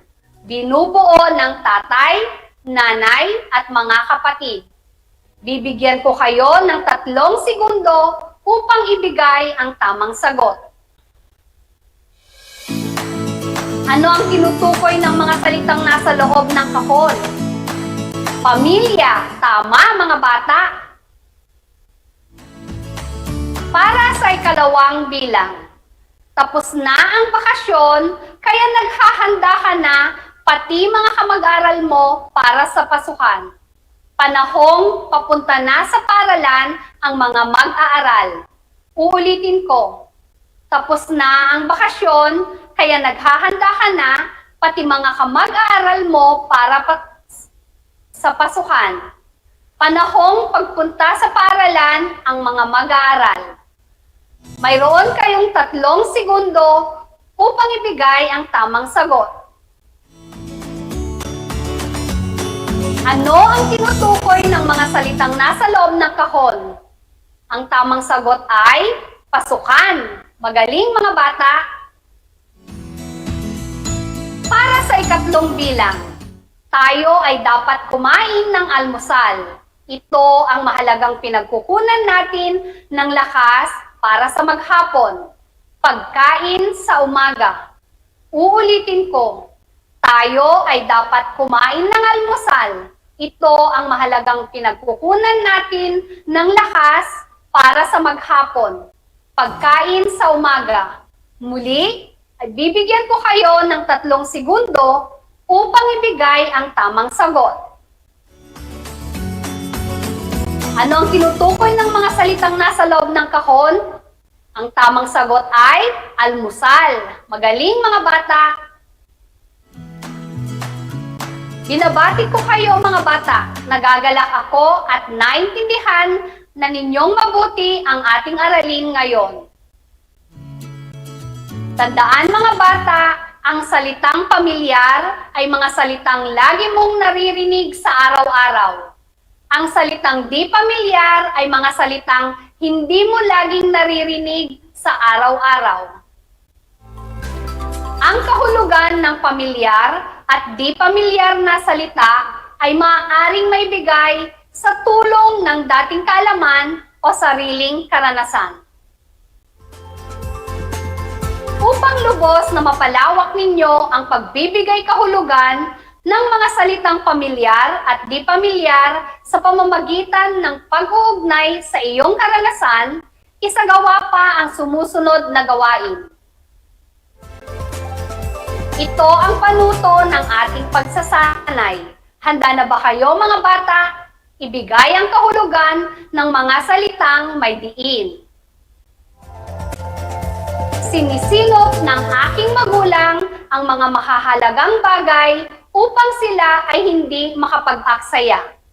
Uulitin ko, sinisilop ng aking magulang ang mga mahahalagang bagay upang sila ay hindi makapag-aksaya. Kayo ay may 3 segundo upang ibigay ang tamang sagot. Ano ang sagot mga bata? Tinitipid. Tama ang sagot ninyo. Sinusuklian ko ng pag-aaral ng mabuti ang pagsasakripisyo ng aking mga magulang. Uulitin ko, sinusuklian ko ng pag-aaral ng mabuti ang pagsasakripisyo ng aking mga magulang. Bibigyan ko ulit kayo ng 3 segundo upang ibigay ang tamang sagot. Ano ang sagot mga bata? Tama! Ang sagot ay pagsisikap. Magaling mga bata, binabati ko kayo at nakuha ninyo ang mga tamang sagot. Hanggang saan na ba ang inyong kahusayan sa pagbibigay ng kahulugan sa mga salitang pamilyar at di pamilyar batay sa inyong karanasan? Ibigay ang kahulugan ng salitang tinutukoy sa pangungusap sa pamamagitan ng pag-uugnay nito sa iyong sariling karanasan. Ito ang ginagawa mo kapag may hinahanap kang isang bagay sa gitna ng marami pang bagay. A. Bumibili. B. Naghahalungkat. C. Naglilinis. Uulitin ko. Ito ang ginagawa mo kapag may hinahanap kang isang bagay sa gitna ng marami pang bagay. A. Bumibili. B. Naghahalungkat. C. Naglilinis. Ano ang tamang sagot mga bata? B. Naghahalungkat. Tama ang sagot ninyo. Ito ang ginagawa ng iyong magulang na pinagmumulan ng perang ikinabubuhay ninyo. A. Pagbabakasyon. B. Paghahanap buhay. C. Pagpapagawa. Uulitin ko. Ito ang ginagawa ng iyong magulang na pinagmumulan ng perang ikinabubuhay ninyo. A. Pagbabakasyon. B. Paghahanap buhay. C. Pagpapagawa. Ang tamang sagot ay letrang B. Paghahanap buhay. Ito ang nangyayari sa iyo kapag sobrang excited ka sa isang bagay at hindi mo na halos masabi ang gusto mong sabihin. A. Naiiyak. B. Di magkandatuto. C. Nadadapa. Uulitin ko. Ito ang nangyayari sa iyo kapag sobrang excited ka sa isang bagay at hindi mo na halos masabi ang gusto mong sabihin. A. Naiiyak. B. Di magkandatuto. C. Nadadapa. Ano ang sagot ninyo mga bata? B. Di magkandatuto. Tama. Ito'y isang bagay na ginagawa ninyo sa pinto kapag paalis kayong lahat ng bahay. A. Iniaawang. B. Ipinipinid. C. Ibinubukas. Uulitin ko. Ito'y isang bagay na ginagawa ninyo sa pinto kapag paalis kayong lahat ng bahay. A. Iniaawang. B. Ipinipinid. C. Ibinubukas. Kung ang sagot ninyo ay letrang B, ipinipinid, tama kayo mga bata. Ito'y isang panahong pinananabikan ng mga batang tulad mo dahil kasabay nito ang isang mahabang bakasyong umaabot ng halos 2 buwan. A. Tag-init. B. Araw ng mga bayani. C. Pasko.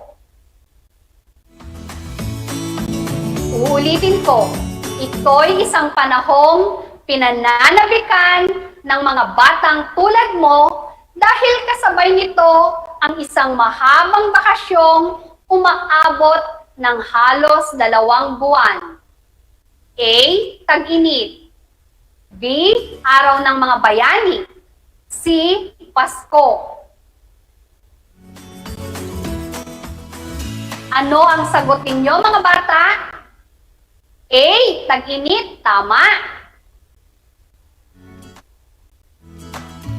Mahusay. Batid kong alam na ninyong gamitin ang inyong dating kaalaman o karanasan sa pagbibigay kahulugan sa mga pamilyar at di pamilyar na salita. Bago tayo magtapos sa araw na ito, balikan muna natin ang ating leksyon. Paano maibibigay ang kahulugan ng mga salitang pamilyar at di pamilyar?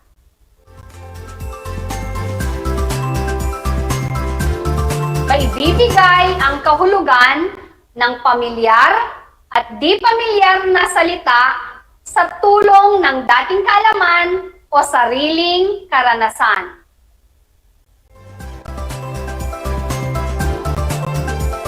Para sa inyong post-listening activity, sagutin ninyo ang karagdagang gawain sa pahina 11 sa inyong module.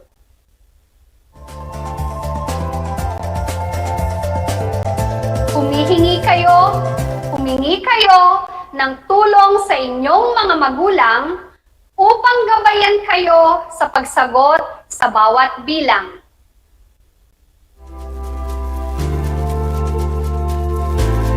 Sa mga minamahal naming magulang, gabayan po ninyo ang inyong mga anak upang maibigay nila ang tamang sagot sa bawat bilang.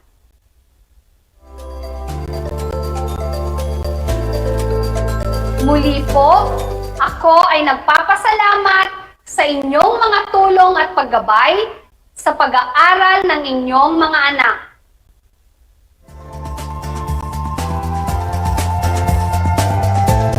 Binabati ko kayo at natapos natin ng masaya at masigla ang ating aralin sa araw na ito. Hiling ko na sana ay patuloy ninyong maisa sa isip ang lahat ng mga natutunan ninyo at magamit ang mga kaalaman sa inyong pang-araw-araw na pamumuhay.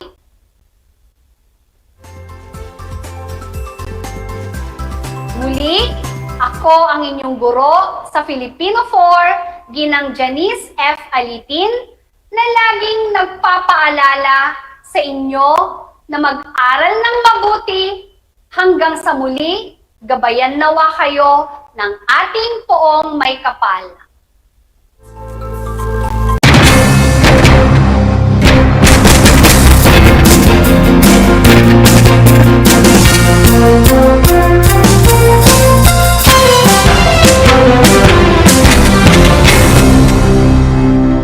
Bahagi mo Radyo Pilipino saan mang bahagi ng Pilipinas, saan mang bahagi ng mundo, anumang uri ng pamumuhay, kabahagi mo Radyo Pilipino. Radyo Pilipino, sumasahim papawid sa DWPR 1296 Dagupan, DZTC 828 Tarlac, DZLT 1188 Lucena, DZYM 1539 Mindoro, DWRL 1080 Legazpi, DWRN 657 Naga, DYRB 540 Cebu, DYRL 1035 Bacolod, DYRN 1134 Dumaguete, DXCO 1044 Cagayan de Oro, DXGS 765 General Santos, DXOC 1494 Ozamis, DXOW 981 Davao at Radio Filipino Podcast Center Manila.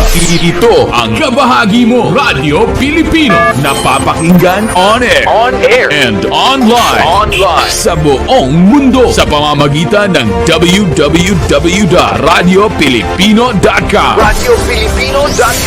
Impormasyong may kalidad at serbisyong may halaga, kasama katuwang kapinoy. Kabahagi mo Radyo Pilipino. Radyo Pilipino.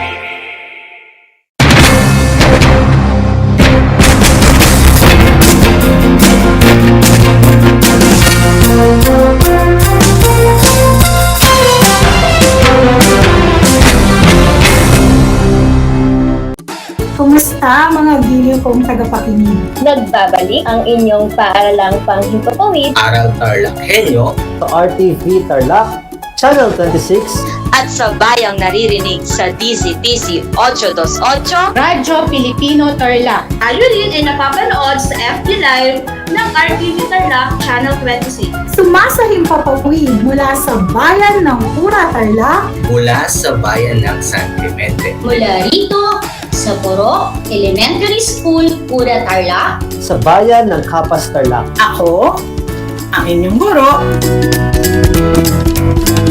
na maghahatid sa inyo ng makabuluhang pagtalakay sa ating aralin.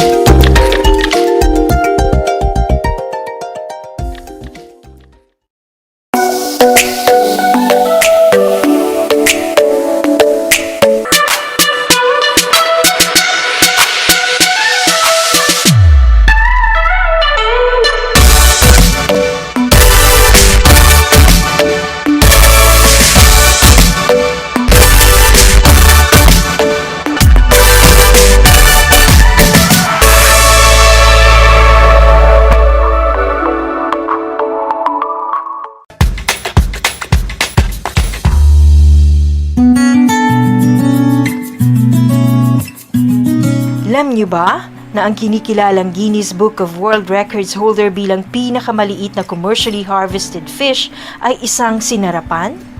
Ito ay matatagpuan lamang sa Pilipinas, sa Lake Buhi sa Bicol River. Isa itong uri ng goby na may transparent na katawan na may sukat na 12.5 mm. Alam mo na, yan ang sinarapan.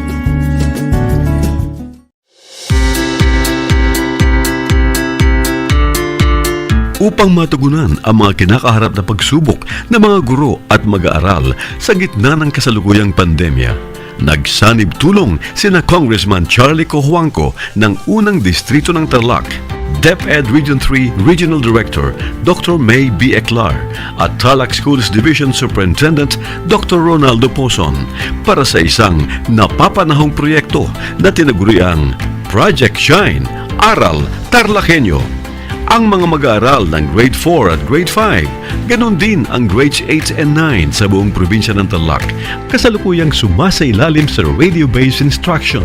Katuwang ang himpilang DZTZ 828 kHz AM at RTV Tarlac, Channel 26.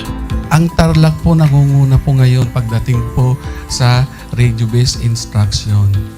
Marami pong humahanga sa atin. I'm very happy this station, itong DCTC, could reach the whole of Region 3. Hindi natin alam, we are contributing, we are creating a very big dent in the history of Philippine education. And I am proud, I am here in Tarlac. This is the noble cause of education in which you and I, without you knowing it, we are bound to do.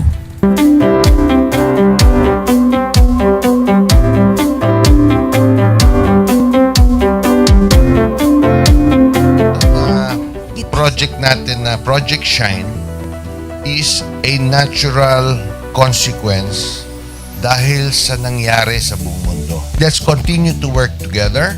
I think it's very Filipino to practice bayanihan in anything or most of the things that we do.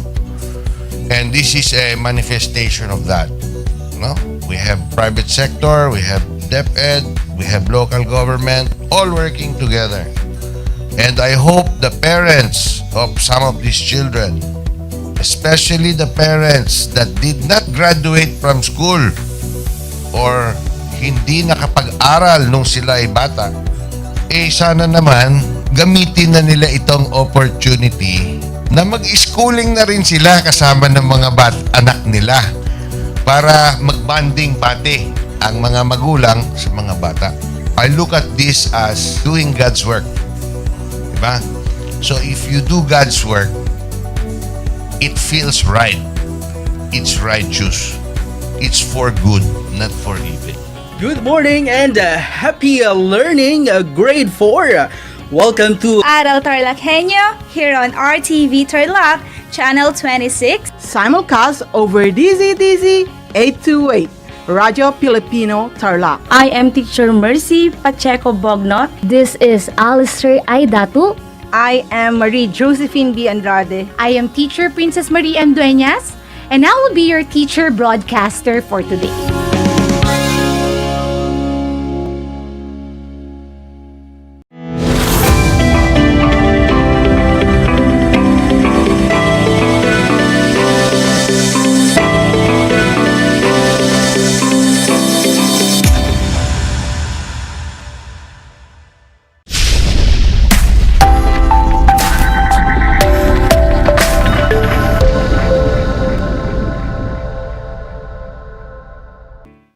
Project Shine, Aral TarlakHenyo ng SDO Tarlac Province na kasalukuyang napapanood dito sa RTV Tarlac Channel 26, Converged Cable Channel 100 at sa bayang napapakinggan sa 828 AM DZTC Radio Filipino Tarlac. Magandang buhay, mabuting tao. Kamusta kayo mga giliw kong tagapakinig? Ang aking pagbati at paghanga sa inyong pagpapahalaga sa edukasyon at pagpupursiging matapos ito ng nagtatagumpay sa kabila ng hamon ng pandemya.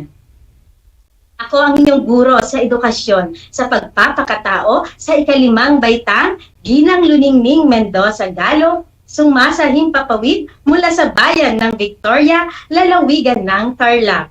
Sasamahan at gagabayan kayo sa pampagkatuto sa Most Essential Learning Competency na nakabubuo at nakapagpapahayag ng may paggalang sa anumang ideya o opinyon.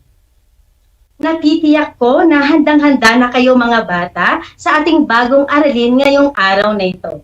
Maging alerto at listo sa anumang impormasyong magbibigay ng inspirasyon, pag-asa at aral sa buhay na makakatulong sa pagiging mabuting tao.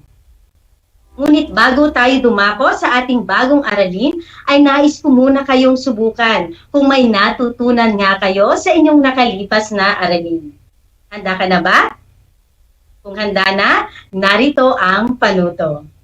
Basahing mabuti ang mga sitwasyon. Markahan ng check ang bawat bilang kung nagpapakita ito ng paggalang sa mga katutubo at dayuhan.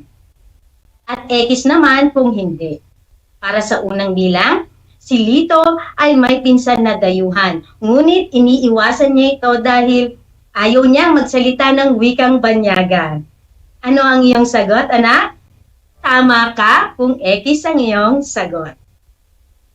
Pangalawang bilang, ayaw makipagkaibigan ni Emma at Tonyo sa kaklase nilang Ita dahil sa kakaiba nitong itsura. Ano ang iyong sagot, anak? Kung X ang iyong sagot, mahusay.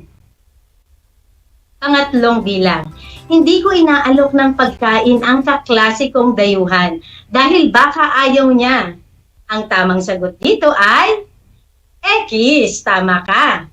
Pang-apat na bilang, inahahalagahan ko ang mga paraan ng pamumuhay ng mga dayuhan sa aming lugar.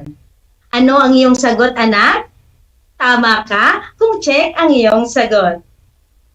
At ang panghuling bilang, pinagtatawanan ko ang mga katutubo na nakikita kong palaboy-laboy sa kalsada. Ano ang iyong sagot? Tama ka kung X ang iyong sagot. Nakuha mo ba ang lahat ng tamang sagot, anak? Kung perfect score ka, great job! At natutuwa akong may natutunan ka nga sa inyong nakalipas na aralin. At para naman sa ating panibagong leksyon, ay ating tatalakayin ang paksa patungkol sa paggalang sa ideya o opinyon ng ating kapwa.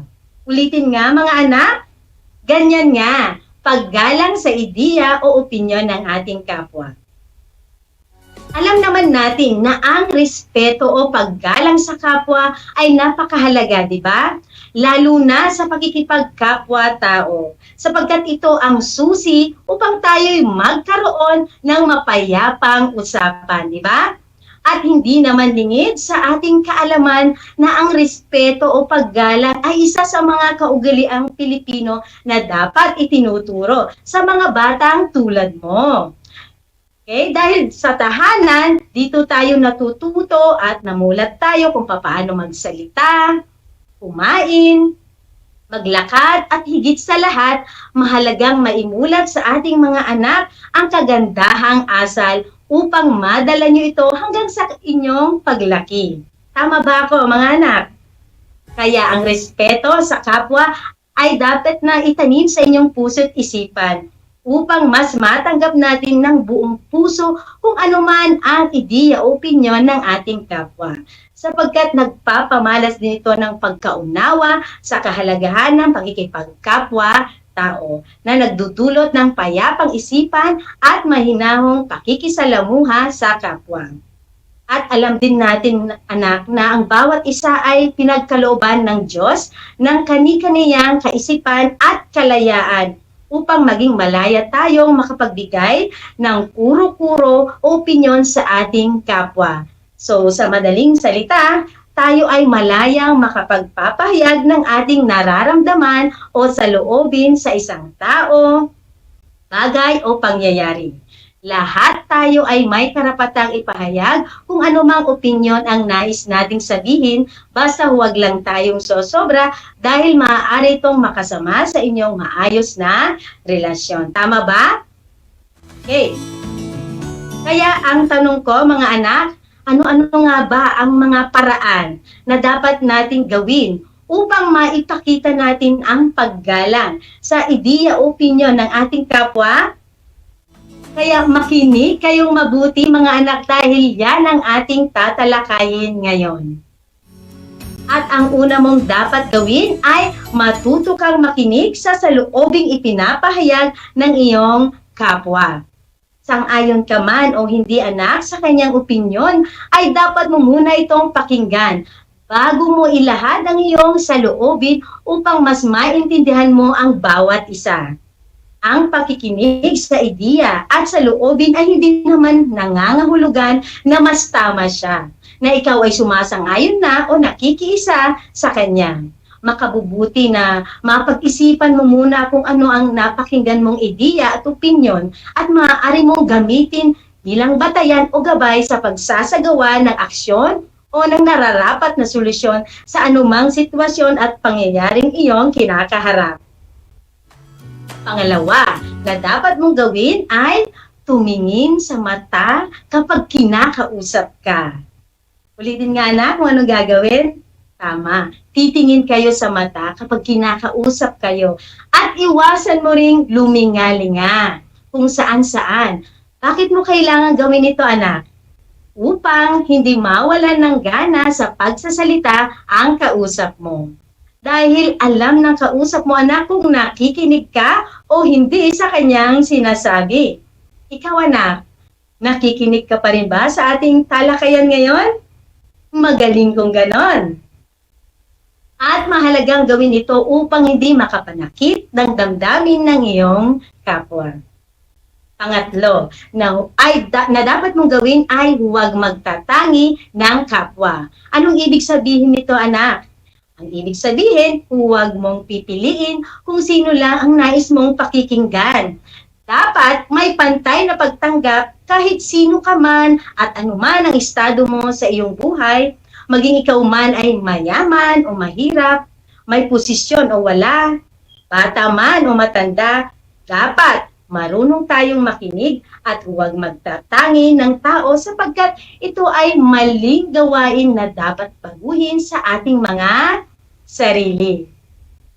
At pang-apat na dapat nating gawin ay na maipakita ang paggalang sa opinyon ng iba ay ilagay ang sarili sa sitwasyon ng iyong kausap. Ito ay isang paraan upang mas maunawaan mo ang kanilang kalagayan. Huwag mong ipagpipilitan, anak, ang iyong opinyon kung hindi naman ito akma sa sitwasyon, di ba? Matuto kang ilagay ang iyong sarili sa kanilang sitwasyon upang maramdaman mo rin kung ano ang pakiramdam nila. At lagi mong iisipin na hindi lahat ng pagkakataon ay mauunawaan ka ng taong kausap mo sapagkat magkakaiba tayo ng pinagdaraanan sa buhay. Maliwanag ba yon, mga anak? Magaling kung ganon. At ang panglima na dapat natin gawin ay isaalang-alang ang damdamin ng taong kausap mo. Ulitin nga, anak. Tama, isasaalang-alang ang damdamin ng taong kausap mo. Dahil magkakaiba ang ating pag-uugali. Kaya dapat pakiramdaman mo rin kung sino ang kausap mo. Dahil ang ating damdamin o emosyon ay malaking bagay na makakaapekto sa isang tao, no? Maaaring matuwa o masaktan siya, depende sa salitang matatanggap mo sa iyong kapwa. Kaya dapat maging maingat tayo sa mga salitang bibitawan upang hindi makapanakit ng damdamin ng kapwa. At huwag ding magbibigay ng reaksyon na may pasigaw, anak. Mga pahayag na may pagmumura, salitang nakakabastos at nakakainsulto sa kanilang pagkatao. Kaya ang mga salitang nabanggit ko tulad ng pagmumura, paninigaw at iba pa ay maaaring magdulot ng sigalot o away laban sa iyong kapwa. May kasabihan nga mga anak na huwag mong gagawin sa iba ang ayaw mong gawin sa iyo ng kapwa mo. At yan ang dapat nating tandaan, no? Dahil lahat ng 5 paraan na nabanggit ko, tulad ng una, matutong makinig sa opinyon ng iba, sang-ayon ka man o hindi sa kanyang sinasabi. Pangalawa, tumingin sa mata kapag kinakausap ka. Pangatlo, huwag magtatangi ng kapwa. Pang-apat, ilagay ang sarili sa sitwasyon ng iyong kausap. At ang panglima, isaalang-alang mo ang damdamin ng iyong kapwa. Okay? Yan ay mga kaparaanan patungkol sa kung paano natin igalang ang ideya ng ating kapwa na makakatulong ng malaki upang makamit natin ang tunay na kapayapaan at pagkakaunawaan na nagsisimula lagi sa paggalang o respeto sa opinyon ng ating kapwa. At kung ang mga hakbang na ito, mga anak, ay ating susundin o tayo'y tatalima, natitiyak kong may kabutihang maidudulot ito sa iyong pakikipagkapwa-tao. At ano-ano naman ang mga ito? Yan ang aking tanong. Okay, may idea ka ba? So gusto mo bang malaman na mga anak? Kaya tutok lang sa ating programa at makinig na mabuti upang masagot ninyo ang mga tanong na nasa inyong mga modules. Ang paggalang sa opinyon ng kapwa ay nagdudulot o nagbibigay kabutihan sa mga tao tulad ng una, nagdudulot ito ng payapang isipan at mahinahong pakikisalamuha sa kapwa. Dahil wala kang inaapakang karapatang pantao. So, sa madaling salita, mga anak, wala kang sinasagasahang tao sapagkat marunong kang rumispeto sa iyong kapwa. Pangalawa, ang paggalang sa ideya ng kapwa ay nagdudulot din ng maganda at masayang samahan. Dahil napatatatag dito ang inyong relasyon, di ba? Dahil kung may respeto, may pagmamahalan sa pagitan ninyo, di ba? At napakasarap sa pakiramdam kung nire-respeto ka ng iyong kapwa dahil sa maayos mong pakikitungo at pagtrato sa kanila. Tandaan na walang mawawala sa atin mga anak kung irirespeto mo ang iyong kapwa dahil yan ang pagkakataon mo upang maipakita ang pagpapahalaga mo sa kanila. At ang pangatlo, ang respeto sa ideya ng iba ay nakakatulong din upang tumaas ang kumpiyansa mo sa iyong sarili. Kaya naman kung nais nating igalang tayo ng ating kapwa, dapat marunong din tayong magbigay respeto sa kanila. Ito ay upang maiwasan ang anumang sigalot sa ating kapwa. At yan lamang ang ilan sa mga mabubuting naidudulot sa atin kung marunong kang gumalang sa opinyon ng iba. At ang aking tanong sa iyo ay, mga anak, iginagalang mo ba ang opinyon ng iyong kapwa? Tulad ng iyong kaibigan, kalaro, kaklase, kapitbahay, mga kapatid, lalong-lalo na ang opinyon ng mga magulang mo? Bakit? Kung ang sagot mo ay opo, dahil ito ang nararapat gawin ng isang batang tulad mo, magaling. Pangalawang tanong, paano ka ba nagpapahayag ng iyong saloobin o opinyon sa kapwa-anak? Kung ang sagot mo ay nagpapahayag ako ng aking opinyon sa pamamagitan ng mahinahon at may paggalang na pananalita, mahusay ka. Pangatlo, mahalaga ba ang respeto o paggalang sa ideya ng iyong kapwa? Bakit? Kung ang sagot mo, anak, ay opo, mahalaga ito upang maiwasan ang sigalot o away, mahusay. Pang-apat na tanong, ano ang nararapat mong gawin upang maiwasan ang hindi pagkakaunawaan sa grupo? Kung ang sagot mo, anak, ay pakikinggan ko ang opinyon ng bawat isa upang makabuo ng maayos na desisyon, tama ka. At ang panglimang tanong ay, bakit mahalagang magbigay ng opinyon sa iyong kaibigan na nagkamali sa kanilang proyekto? Ang sagot mo ba ay upang mabigyan siya ng paalaala upang sa susunod ay kanya na itong pagbubutihin? Magaling! Kaya ang paggalang sa opinyon ng iba ay isa sa mga magagandang asal, mga anak, na dapat mong taglayin mula sa ating paksang tinalakay. Hindi lang dapat sinasambit ito, bagkus dapat itong isabuhay at pinaninindigan habang buhay. Kaya mahalagang isa-isip, mga bata, ang mahalagang konsepto mula sa ating araling tinalakay ngayon. Ang una, ang paggalang sa ideya ng kapwa ay nagdudulot ng pagkakaisa sa isang samahan, na kung saan iisa ang inyong pasya para sa ikabubuti ng inyong grupo.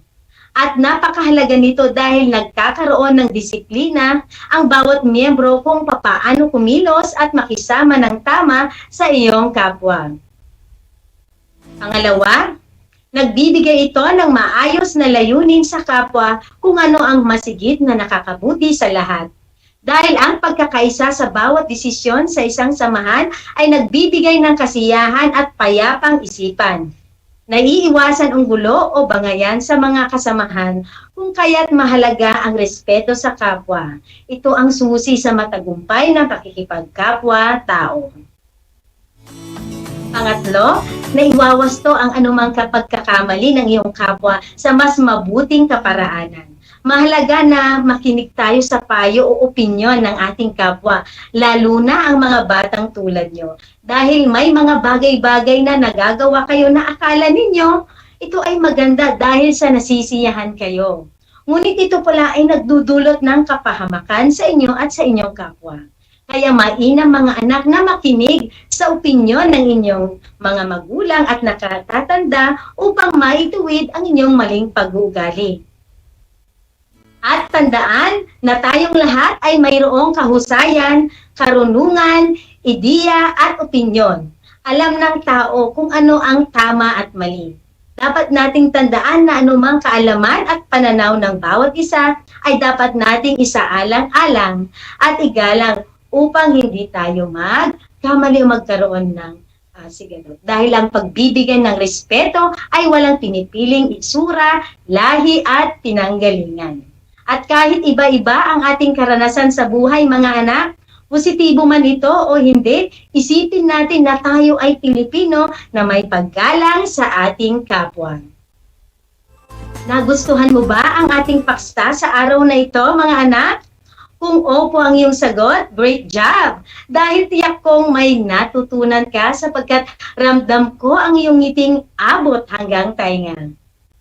Isang talakayan na naman ang malapit nang matapos. Ako ay masayang-masaya sa ipinakita niyong aktibong partisipasyon sa ating aralin ngayong araw. Higit sa lahat ang inyong pagmamahal sa edukasyon. Kaya ipagpatuloy ang kagandahang asal na ito dahil ito ang hakbang tungo sa katuparan ng inyong pangarap sa hinaharap. At sa puntong ito, panahon na upang alamin kung ano ang inyong mga natutunan mula sa ating aralin sa pamamagitan ng munting pagsusulit. So sa lahat ng nanonood sa FB Live, gamitin ang FB chat box para sa inyong mga kasagutan. Ihanda naman ang mga panulat at sagutang papel sa lahat ng mga nanonood sa telebisyon at nakikinig sa kanilang mga radyo. Para sa panuto, basahin mabuti ang sitwasyon sa bawat bilang. Iguhit ang masayang mukha kung nagpapakita ito ng paggalang sa opinyon ng iba. At malungkot na mukha naman kung hindi. Para sa unang bilang, si Lino at Marlon ay magkapatid, ngunit laging nagbabangayan sa maliit na bagay. Uulitin ko, si Lino at Marlon ay magkapatid, ngunit laging nagbabangayan sa maliit na bagay. Ano ang iyong sagot? Tama ka kung malungkot na mukha ang iyong sagot. Dahil ang pagbabangayan ay tanda ng kawalan ng respeto sa iyong kapwa. Okay? Pangalawa,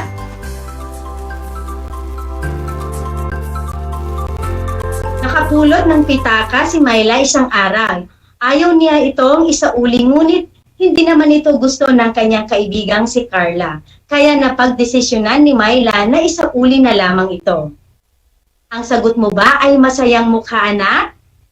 Tumpak! Dahil ang tamang desisyon ay nagbibigay ng payapang isipan, kaya tama na isauli ang napulot na pitaka sapagkat hindi nila ito pag-aari, kaya marapat lamang na isauli nila ito.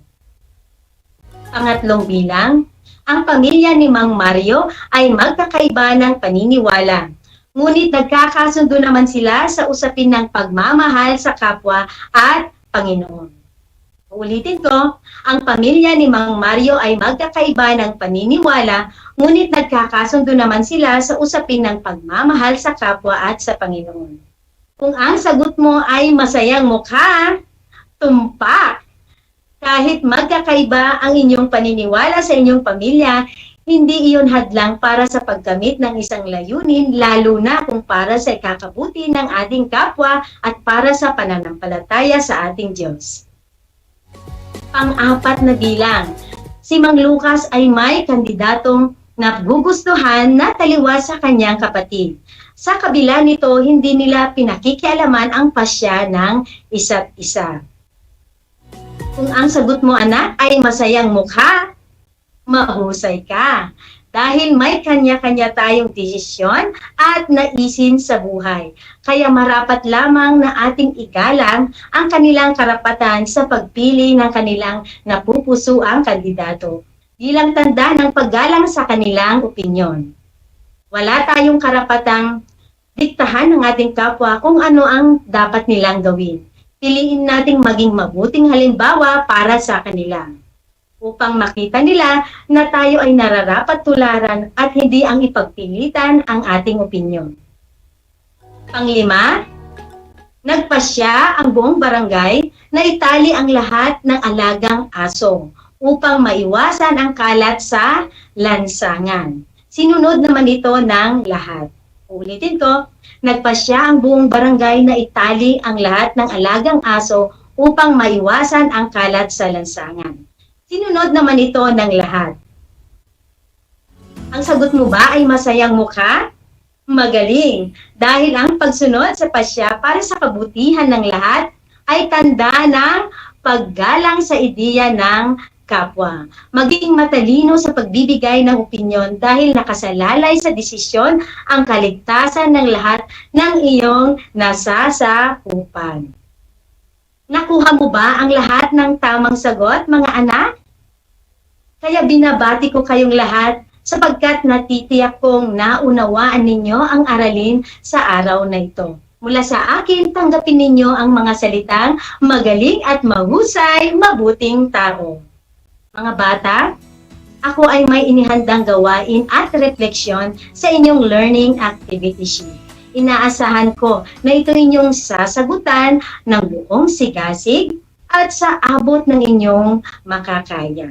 Sakali mang kakailanganin ninyo ang gabay o patnubay ng inyong pamilya o guro, huwag kayong mag-atubiling sila ay tawagan upang kayo ay magabayan ng tama.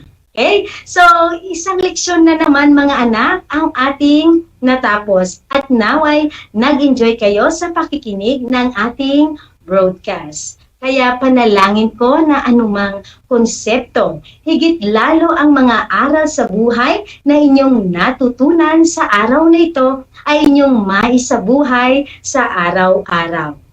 Muli, ako ang inyong guro sa edukasyon sa pagpapakatao sa ikalimang baitang, Ginang Luningning Mendoza Galo, sumasahim papawid mula sa bayan ng Victoria, lalawigan ng Tarlac, na nagpapaalala na piliing maging mabuting tao sa lahat ng panahon at pagkakataon.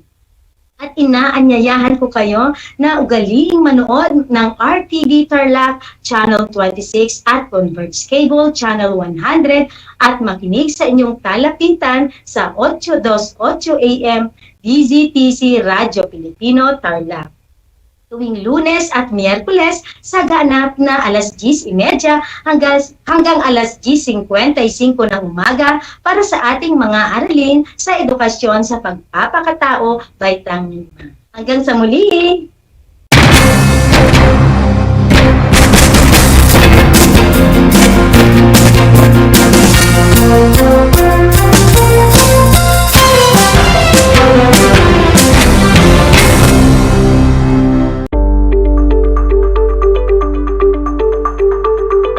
pagnanais na mapigilan ang ating pamahalaan ang pagdami ng bilang ng mga kaso ng COVID-19, binuo ang One Hospital Command Center o OHCC upang mas mabilis na matugunan ang medikal na pangangailangan ng ating mga kababayan. Bukas ang OHCC 24 oras araw-araw. Tumawag lamang sa mga hotline nito sa 0919-977-3333 o 0915-777-7777 o 02-886-50500. Maaari ring i-download ang Pure Force Citizens app sa Android o iOS upang mabilis na matugunan ang sinumang nangangailangan. Layon din ng OHCC na maiwasang mapuno ang kapasidad ng bawat ospital. Kaya't kung ikaw ay kinakailangang tumawag sa OHCC, mabibigyan ka ng libreng preliminary consultation. Para sa mga nangangailangan ng emergency quick response, makikipag-ugnayan ang OHCC sa DOH bed tracker at sa mga ospital upang makahanap agad ng pinakamalapit na bakanteng ospital. Ang transportasyon o ambulansya naman ng ospital na inirefer ng OHCC sa pasyente ang siyang susundo sa bahay nito. Kaya't kapag ikaw ay nakakaranas ng anumang sintomas ng COVID-19 o nangangailangan ng agarang tulong medikal, tumawag lamang sa OHCC at handa silang tumulong sa lahat ng oras.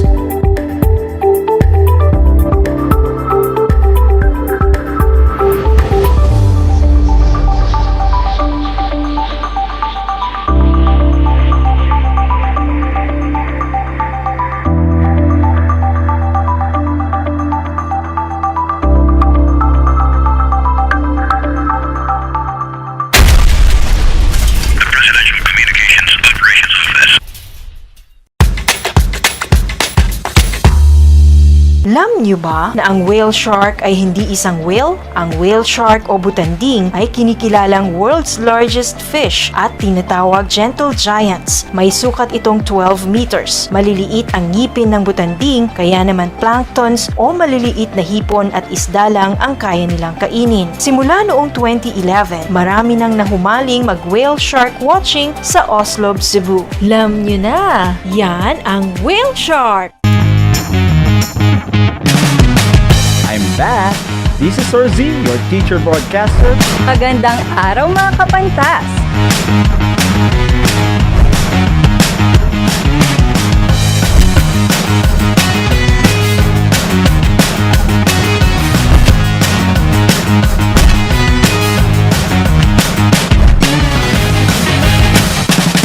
Welcome to Aral TarlakHenyo. Did you know that children learn more when they initiate an activity and are actively engaged in it?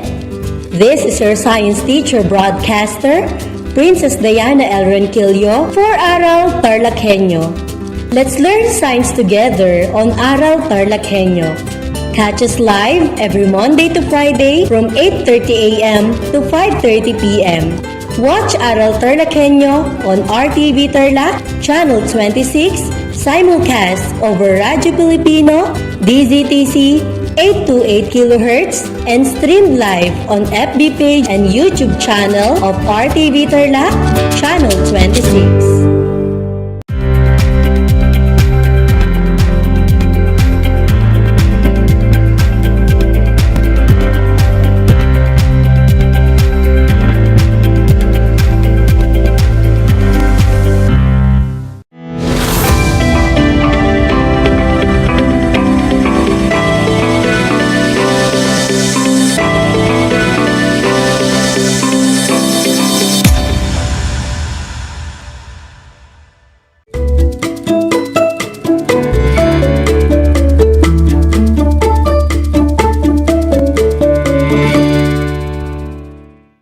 Science kids, welcome to Aral TarlakHenyo here on RTV Tarlac Channel 26. Simulcast over DZTC 828 Radio Filipino Tarlac. Broadcasting live here at Capas Tarlac, this is Sir Enzo T. Aguinaldo, your teacher broadcaster for Science Grade 5. How are you, Science kids? I am happy that we are sharing this moment to explore the fun and exciting world of science. This is the perfect time for you to prepare the following. Make sure that you have your pen, paper, and your module in Science 5. Quarter 2, Module 5, which has a title of Modes of Reproduction in Flowering and Non-Flowering Plants.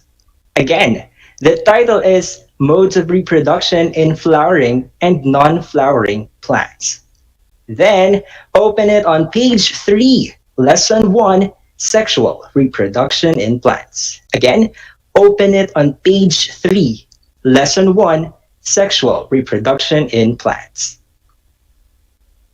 Are you ready to gain new learnings? That's awesome! I would like to introduce myself as your plant teacher, the teacher who loves plants. Let us have an activity entitled Unwilted versus Wilted. This is about the parts of a flower and their functions. I would like you to get a paper, and this is what you are going to do. Draw an unwilted flower if the statement is correct, and draw a wilted flower if it is incorrect. Again, draw an unwilted flower if the statement is correct, and draw a wilted flower if it is incorrect. I will repeat the statement in each item once, and you will have 5 seconds to answer every item. And for those watching via FB Live, you may type your answer in the chat box. Are you ready? All right, number 1. The male reproductive part is called the stamen, and it is composed of 2 parts, the filament and anther. Again, the male reproductive part is called the stamen, and it is composed of 2 parts, the filament and anther. Is it unwilted or wilted flower for that? Your timer starts now. 1, 2, 3, 4, 5. Time has ended. The correct answer is the unwilted flower. And if your answer is the unwilted flower, very good, kids. Number 2. The filament supports the anther. Again, the filament supports the anther. What is your answer? An unwilted flower or a wilted flower? Your timer starts now. 1, 2, 3, 4, 5. Time has ended. The correct answer is the unwilted flower. If your answer is the unwilted flower, very good, kids. Number 3. The anther produces and contains pollen grains or the sperm cells. Again, the anther produces and contains pollen grains or sperm cells. Is it an unwilted flower or a wilted flower for that? The timer begins now. 1, 2, 3, 4, 5. Time has passed. The correct answer is the unwilted flower. If your answer is the unwilted flower, you are amazing. Number 4. The female reproductive part is called the pistil. The pistil is composed of 3 parts, the stigma, the style, and the ovary. Again, the female reproductive part is called the pistil. The pistil is composed of 3 parts, the stigma, the style, and the ovary. What is your answer? An unwilted flower or a wilted flower? The timer begins now. 1, 2, 3, 4, and 5. Time has passed. The correct answer is the unwilted flower. If your answer is unwilted flower, you are amazing. Number 5. The stigma catches the pollen grains dropped by the pollinators like insects. Again, the stigma catches the pollen grains dropped by the pollinators like insects. What will you draw? An unwilted flower or a wilted flower? Your timer starts now. 1, 2, 3, 4, and 5. Time is up. The correct answer is the unwilted flower. For those who got the correct answer, good job. Number 6. The style connects the stigma to the petals. Again, the style connects the stigma to the petals. What is your answer? An unwilted flower or a wilted flower? Your timer starts now. 1, 2, 3, 4, and 5. Time has ended. The correct answer is the wilted flower. The style connects the stigma to the ovary and not to its petals. If your answer is wilted flower, very good, kids. Number 7. The ovary produces and contains the ovules which carry egg cells that will be developed into seeds upon fertilization. Again, the ovary produces and contains the ovules which carry egg cells that will be developed into seeds upon fertilization. Is it unwilted flower or wilted flower for that? The timer begins now. 1, 2, 3, 4, and 5. Time has passed. The correct answer is unwilted flower. If your answer is unwilted flower, you are amazing. My science kids, I hope that you got a high or perfect score. Science kids, I assure you that today's discussion will be exciting. Did you ever think of how flowering plants reproduce? That's great! But before that, let us have our second activity entitled The Attractive Flower. You need to answer the following questions. What is your favorite color? Wow, those are beautiful colors. If you will be asking me, my favorite color is yellow. For my next question, what is your favorite scent and taste? Those scents are good. Some of them smell appetizing.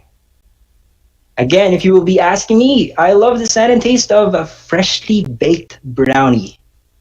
Science kids, always remember that flowers are designed to attract organisms, especially insects. Imagine that you are a butterfly or a bee, and you saw a flower that is brightly colored in yellow, or any color that you love, and smells and tastes like freshly baked brownie, or any scent or taste that you love also.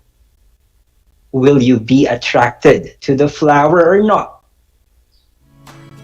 Yes, you will be attracted. And that is the beginning of how flowering plants reproduce.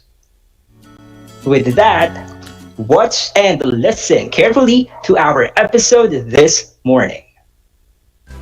Our topic for this episode is modes of reproduction in flowering plants. We have two ways of plant reproduction. The first is sexual reproduction, and the second is asexual reproduction. Our topic for today focuses on sexual reproduction in plants. The plants that undergo sexual reproduction are called flowering or angiosperms. These flowering plants reproduce by using their accessory part called flower. The flower also serves as the reproductive part of the flowering plants. But how do flowering plants reproduce sexually? Like animals, plant sexual reproduction involves the fertilization of sperm cells and egg cells. In plants, it is done after pollination. What is pollination? Pollination happens when pollen grains are transferred from the anther into the stigma. Again, what is pollination? Pollination is the transfer of the pollen grains from the anthers to the stigma. We all know that plants cannot move. So my next question is, how do pollen grains transfer from the anther to the stigma? Pollination is usually brought about by insects such as a bee and butterfly, animals such as a squirrel and bat. It can also be by humans, by water, and by wind. The insects, animals, humans, water, and wind are called pollinators. We can say that the partners of plants in pollination are the pollinators. For example, when a bee sits on a flower for sipping nectar, the pollen from the nectar gets stuck on its body. And when it flies to the next flower to get more nectar, the pollen from the bee's body will be transferred to the sticky stigma of the other flower. What will happen when the pollen grains from the anthers were transferred to the stigma of the flower? Once a pollen grain enters the stigma, it swells and grows a long tube that travels through the style until it reaches the ovary. The tube releases the sperm cells into the ovule that is found in the ovary to fertilize the egg cells. The fertilized egg cell and the ovule itself develop into a seed. The ovary then enlarges and thickens its walls to become a fruit. Again, what will happen when the pollen from the anthers were transferred to the stigma of the flower? Once a pollen grain enters the stigma, it swells and grows long tube that travels through the style until it reaches the ovary. The tube releases the sperm cells into the ovule that is found in the ovary to fertilize the egg cell. The fertilized egg cell and the ovule itself develop into a seed. The ovary then enlarges and thickens its walls to become a fruit. You know what, kids? There are two kinds of pollination. The first is self-pollination, and the second is cross-pollination. Self-pollination is the transfer of pollen grains from the anther to the stigma of the same flower or of a different flower that belongs to the same plant. Once again, what is self-pollination? Self-pollination is the transfer of pollen grains from the anther to the stigma of the same flower or of a different flower that belongs to the same plant. One of the pollinators that I want to use as an example is the wind. When it blows the flowers, the lighted pollen grains will disperse into the air and will eventually fall into the sticky stigma of the same flower or to the same flower that belongs to the same plant. Lilies, roses, sunflowers, tulips, tomatoes, and peas undergo self-pollination. We move on to cross-pollination. Cross-pollination is the transfer of pollen grains from the anther of a flower to the stigma of another flower that belongs to another plant, but of the same kind. Cross-pollination is the most common form of pollination. Once more, what is cross-pollination?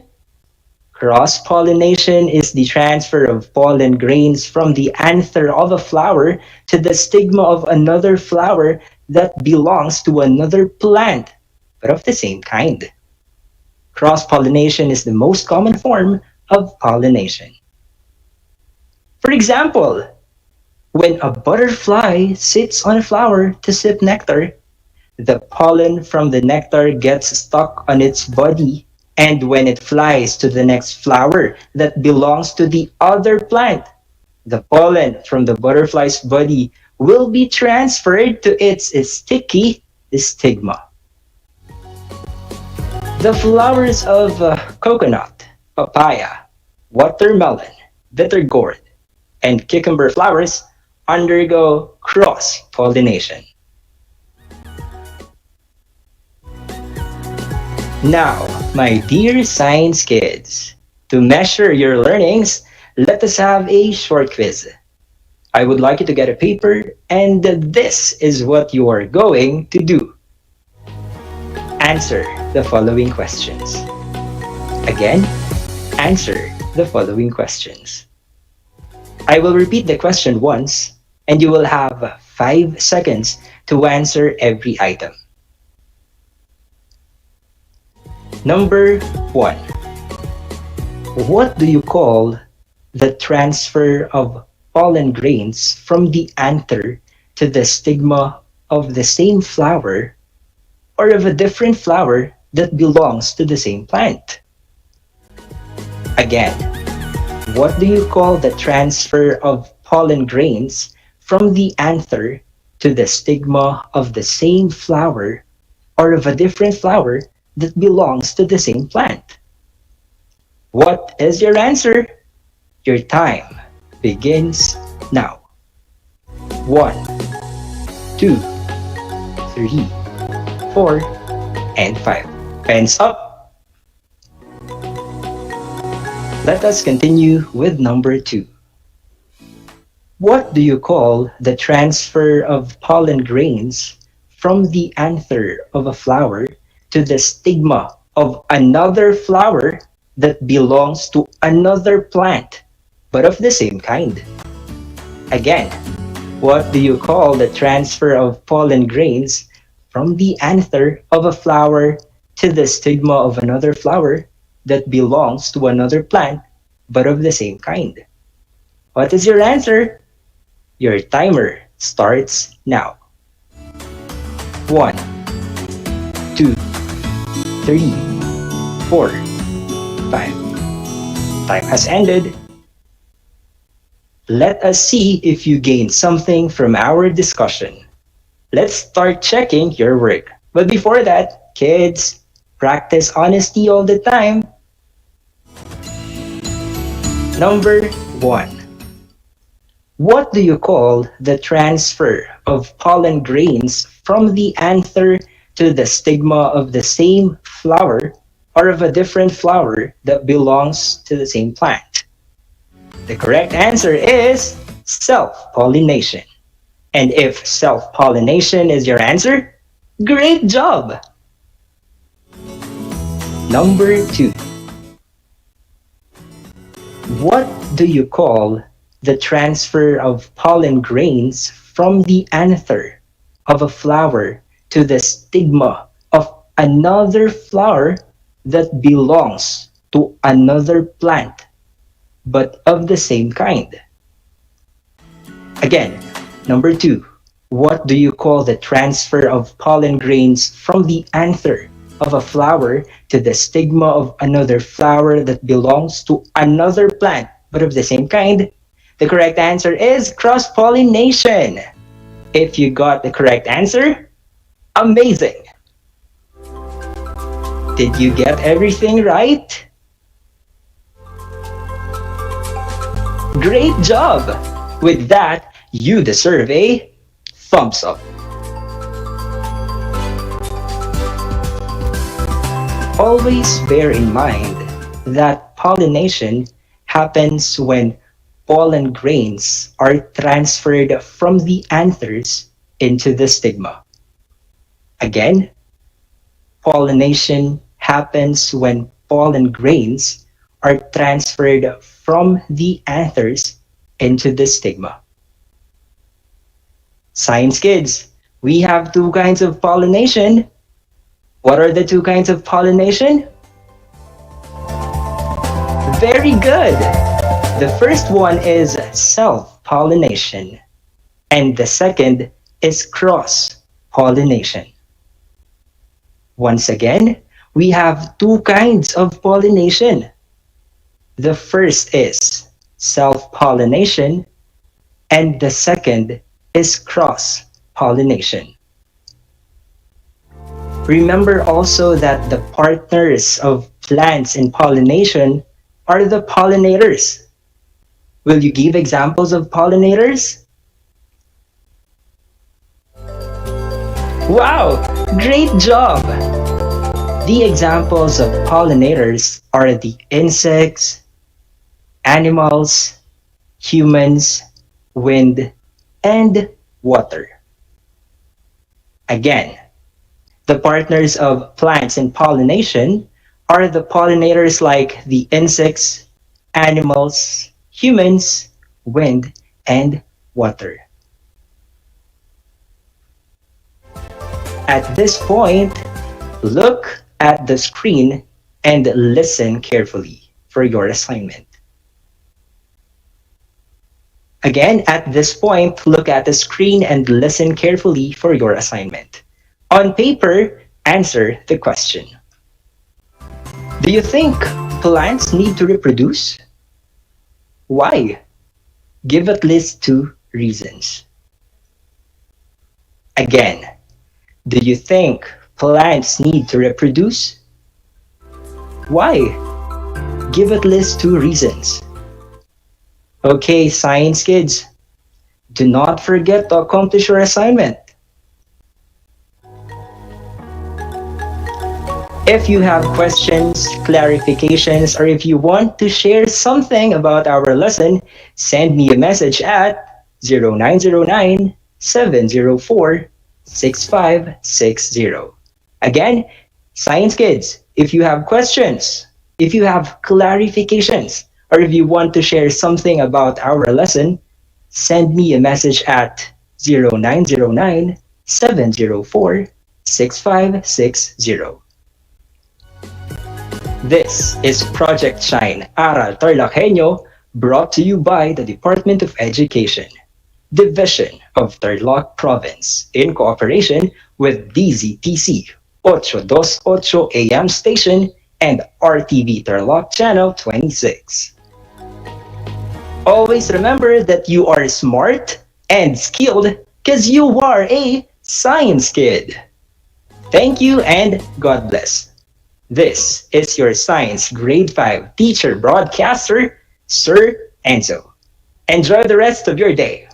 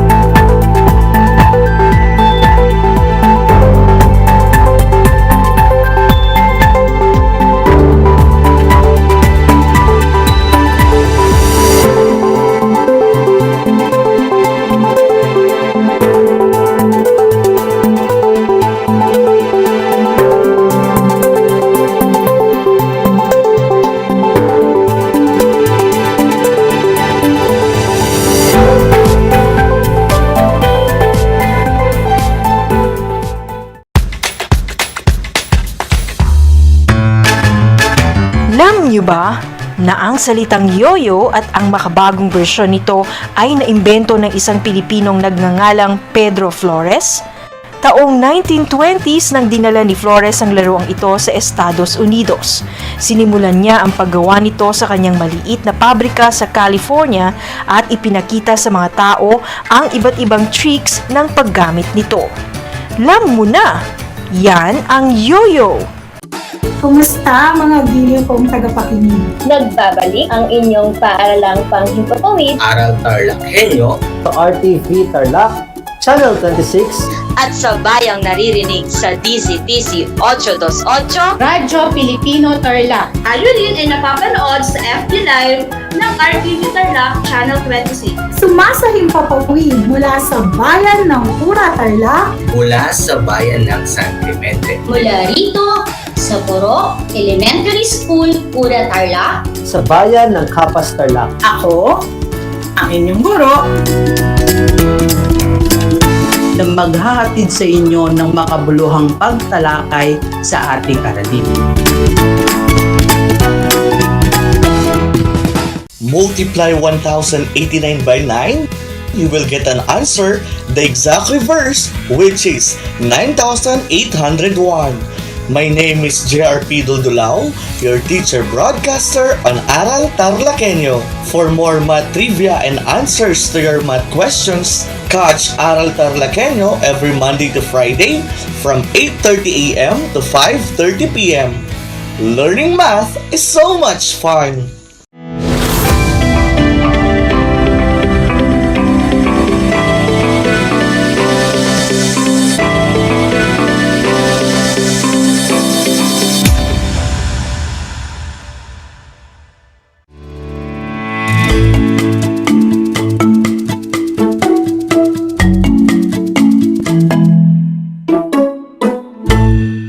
Morning, everyone!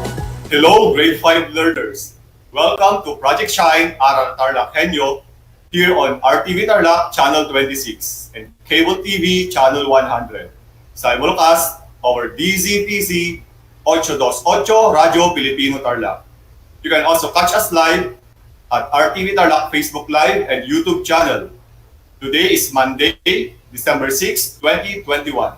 I am teacher Marlon Gutierrez Pecson, your teacher broadcaster for Mathematics Grade 5, bringing your lesson on air live via remote broadcast from Kabiling, Tarlac. My dear learners, join me today as we explore and learn another fun-filled lesson. Make sure that you are free from any distractions so that you can concentrate on your lesson and hear me well over our broadcast. Alright, please prepare your ball pen, notebook, and of course, your Mathematics Grade 5 learners materials. Also, don't forget to bring a glass of water beside you to stay hydrated. Okay, then, let's begin.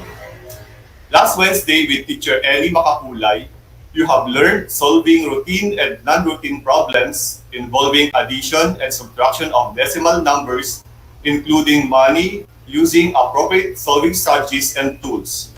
Can you still recall? Let us have a 3-item review activity. Listen to each item carefully. Write the letter of your answer in your notebook. If you are watching live on Facebook, you may also type in your answer in the comment box. Are you ready? Let's proceed. Markel ran 5.65 kilometers on the first week, 4.7 kilometers on the second week, and 7.35 kilometers on the third week. How many kilometers did Markel run in 3 weeks? A. 17.60 kilometers. B. 17.70 kilometers. You have 5 seconds to answer. Go!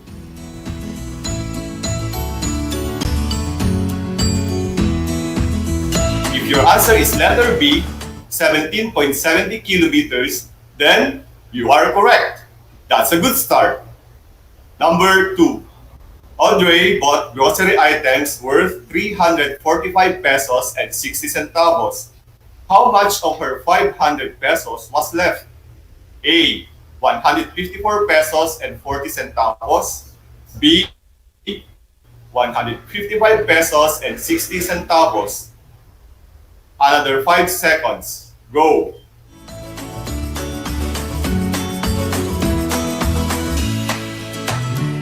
Did you answer letter A, 154 pesos and 40 centavos? That's right! Very good, children! Number 3. Marie bought Christmas gifts for her parents.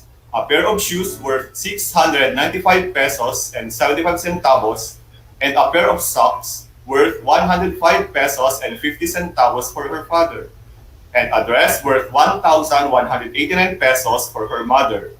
If she gave the cashier 2,000 pesos, how much would be her change? A. 9 pesos and 25 centavos. B. 9 pesos and 75 centavos. I will give you 10 seconds to answer. Go!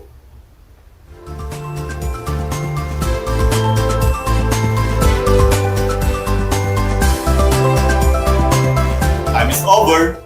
Letter B, 9 pesos and 75 centavos is the correct answer. Did you get it right? Oh, that's awesome! Those who got a perfect score, congratulations! You really mastered your previous lesson. And those who did not, you will have more chances in our succeeding activities. Now, let's proceed to our new lesson.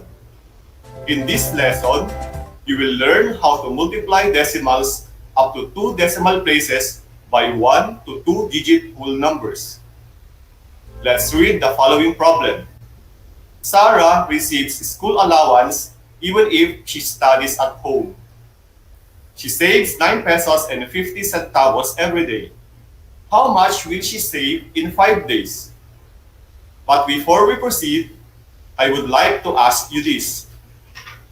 Do you also save some money from your allowance? Saving is a good character trait among us. We save so that we can have fun for emergency expenses. If we want something to buy in the future, for higher education, to make our money grow in the bank, for leisure purposes, and many more. Let's go back to our problem. For further understanding, a step-by-step process is introduced in this lesson. First, write the numbers in a column. Multiply decimal the way you multiply whole numbers. Next, count the number of decimal places in the factors. Lastly, place the decimal point in the product. The decimal place in the product is equal to the number of decimal places in the factors. Start counting from right to left, then place the decimal point. Did you get it, class? I hope so. Now, let's find out how much will Sarah save. Step 1, write the numbers in a column. 9 pesos and 50 centavos times 5. Then multiply the way we multiply whole numbers. 5 times 0 equals 0. Next, 5 times 5 equals 25. Write down 5, regroup 2. Then, 5 times 9 equals 45. Add 2, the total is 47. Step 2, count the number of decimal places in the factors. How many decimal places are in the first factor? If you answered 2, yes, that's correct. How about in the second factor? If your response is none, that's right. Now, how many decimal places will there be in the product? If your answer is 2, you got it. Step 3, place the decimal point in the product. Start counting from right to left, then place the decimal point. 1, 2, place the decimal point here. Our final answer is 47 pesos and 50 centavos. Let's have our example number 1. Find the product of 2 and 0.87. Step 1, write the numbers in a column. 0.87 times 2. Then multiply the way we multiply whole numbers. 2 times 7 equals 14.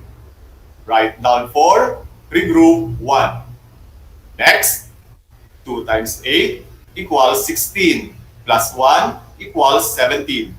Write down 7, regroup 1. Then, 2 times 0 equals 0, plus 1 equals 1. Step 2. Count the number of decimal places in the factors. How many decimal places are in the first factor? If you answered 2, yes, that's correct. How about in the second factor? If your response is none, that's right. Now, how many decimal places will there be in the product? If your answer is 2, you got it again. Step 3. Place the decimal point in the product. Start counting from right to left, then place the decimal point. 1, 2, place the decimal point here. Our final answer is 1.74. Did you get it right, kids? You're on target. Sample number 2. Multiply 3.2 times 4. Step 1. Write numbers in a column. 3.2 times 4. 4 times 2 equals 8. Next, 4 times 3 equals 12. Step 2. Count the number of decimal places in the factors. How many decimal places are there in the first factor? If you answered 1, yes, you are correct. How about in the second factor? If your response is none, you are right. Now, how many decimal places will there be in the product? If your answer is 1, you got it. Step 3, place the decimal point in the product. Start counting from right to left. 1, then place the decimal point here. Our final answer is 12.8. Did you get the same answer as mine? You're on the right track. Number 3. Multiply 23.12 by 26. Step 1. Write the numbers in a column. 23.12 times 26. Let's start with the ones digit of the second factor for the first partial product. 6 times 2 equals 12. Write down 2, regroup 1. Next, 6 times 1 equals 6, plus 1 equals 7. Then, 6 times 3 equals 18. Write down 8, regroup 1. Lastly, 6 times 2 equals 12, plus 1, 13. This time, let's multiply the second digit for our second partial product. 2 times 2 equals 4. Next, 2 times 1 equals 2. Then, 2 times 3 equals 6. Lastly, 2 times 2 equals 4. To find the final product, add the first partial product and the second partial product. Bring down 2. 7 plus 4 equals 11. Write down 1.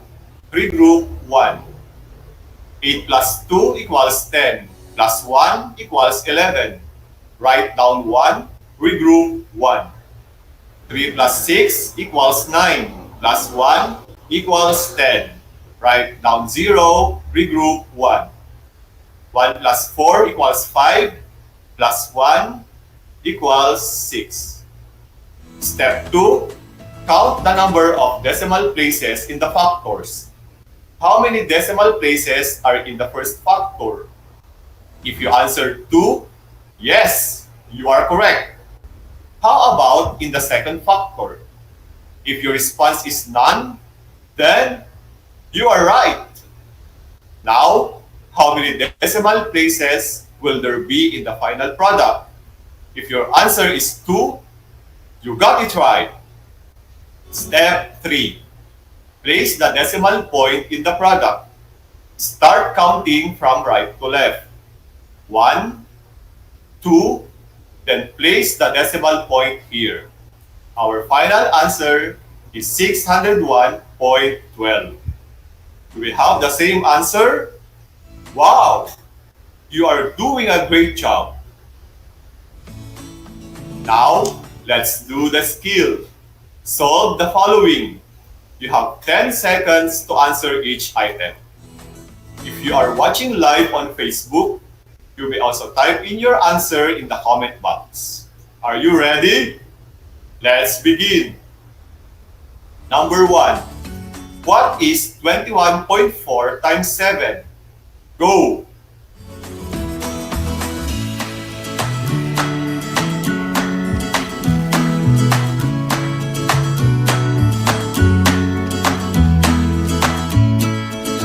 Time's over.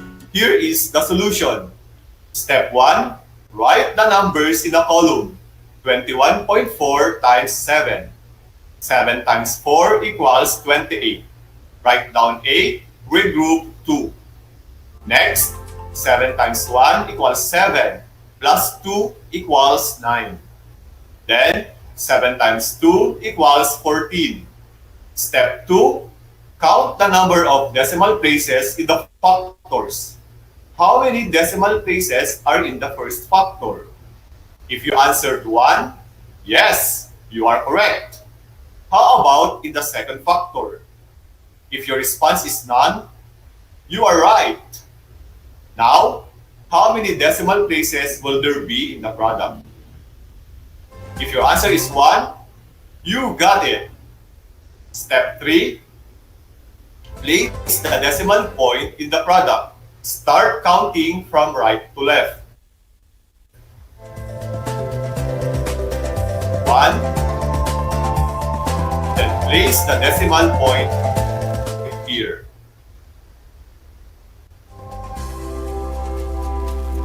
Our final answer is 149.8. Number 2. What is the product of 5 and 7.98? Go!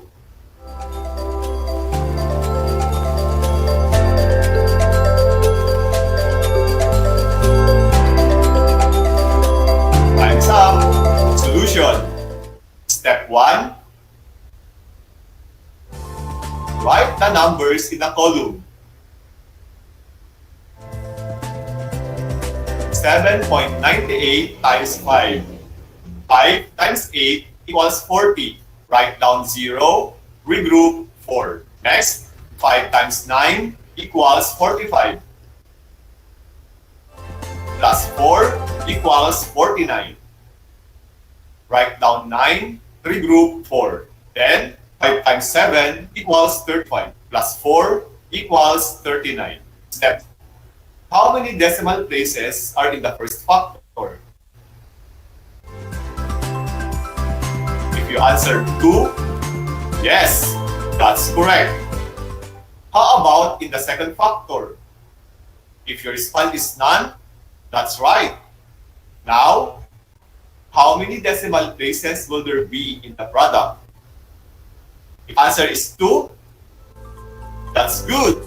You are right. Step 3. Place the decimal point in the product. Start counting from right to left. 1, 2.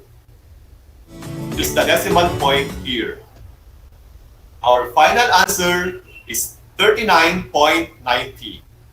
Did you get it right, kids? That's nice to hear from you. Number 3. What is 2.54 multiplied by 12? I will give you 15 seconds for this item. Go!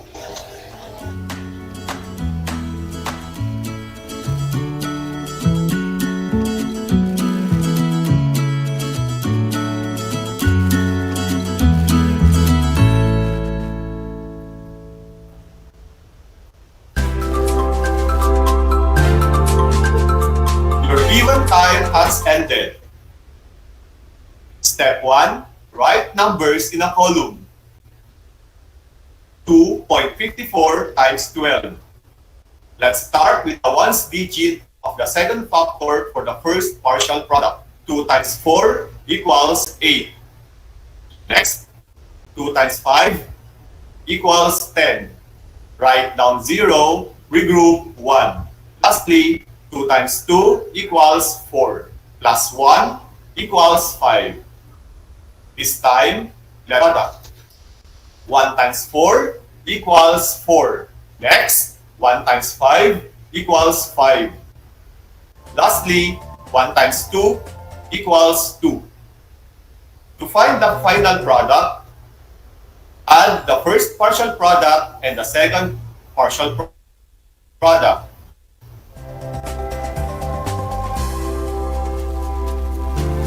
Bring down 8.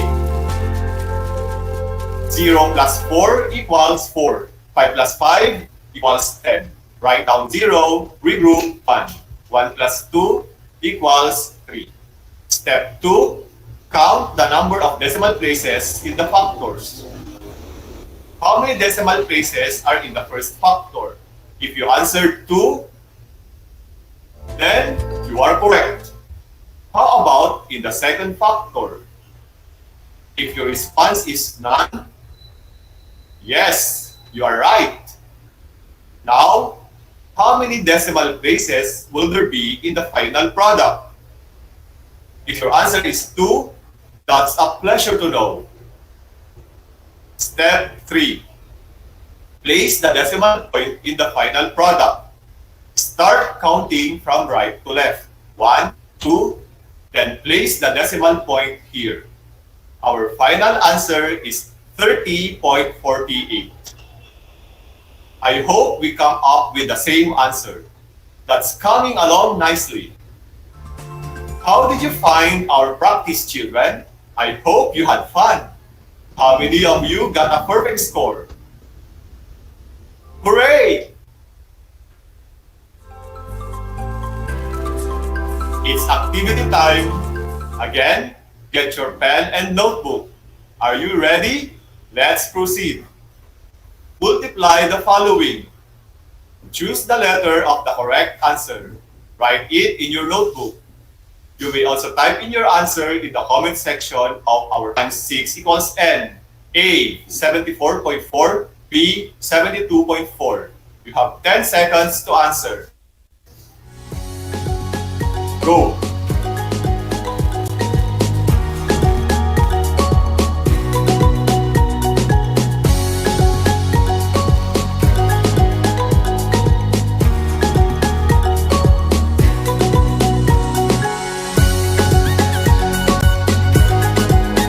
Number 2, 13.91 times 5 equals 10. A, 69.45. B, 69.55. You have 10 seconds. Go!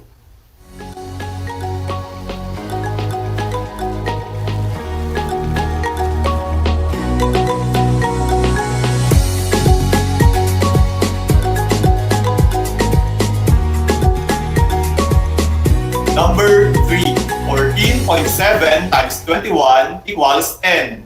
A, 200. You have 15 seconds. Go!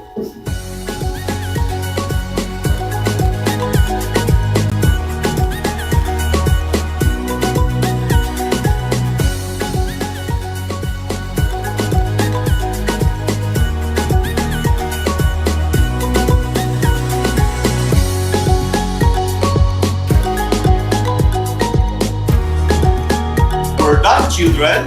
Please check your work honestly. Number 1, A, 69.55. Number 3, B, 308.7. I hope you got high scores in this activity. Well done, children. With that, let's sum up our lesson. How do you multiply decimals up to 2 decimal places by 1 to 2-digit whole numbers? Step 1, write the numbers in a column. Then multiply the way we multiply whole numbers. Step 2, count the number of decimal places in the factors. Step 3, place the decimal point in the final product. Start counting from right to left, then place the decimal point. As easy as 1, 2, 3, children. I hope you can do it properly. Dear grade 5 learners, I admire you for being active participants. I am sure that you are eager to know how much have you learned in today's episode. Complete the multiplication table. For those who are listening over DZTC, I will read it for you. Write them so that you can answer properly. In the first column, write the multiplication symbol first. Below it is number 1, 4, number 2, 12. In the second column, at the right of the multiplication symbol, write 1.9. And in the third column, at the right of 1.9, write 12.92. You have 30 seconds. Your time starts now.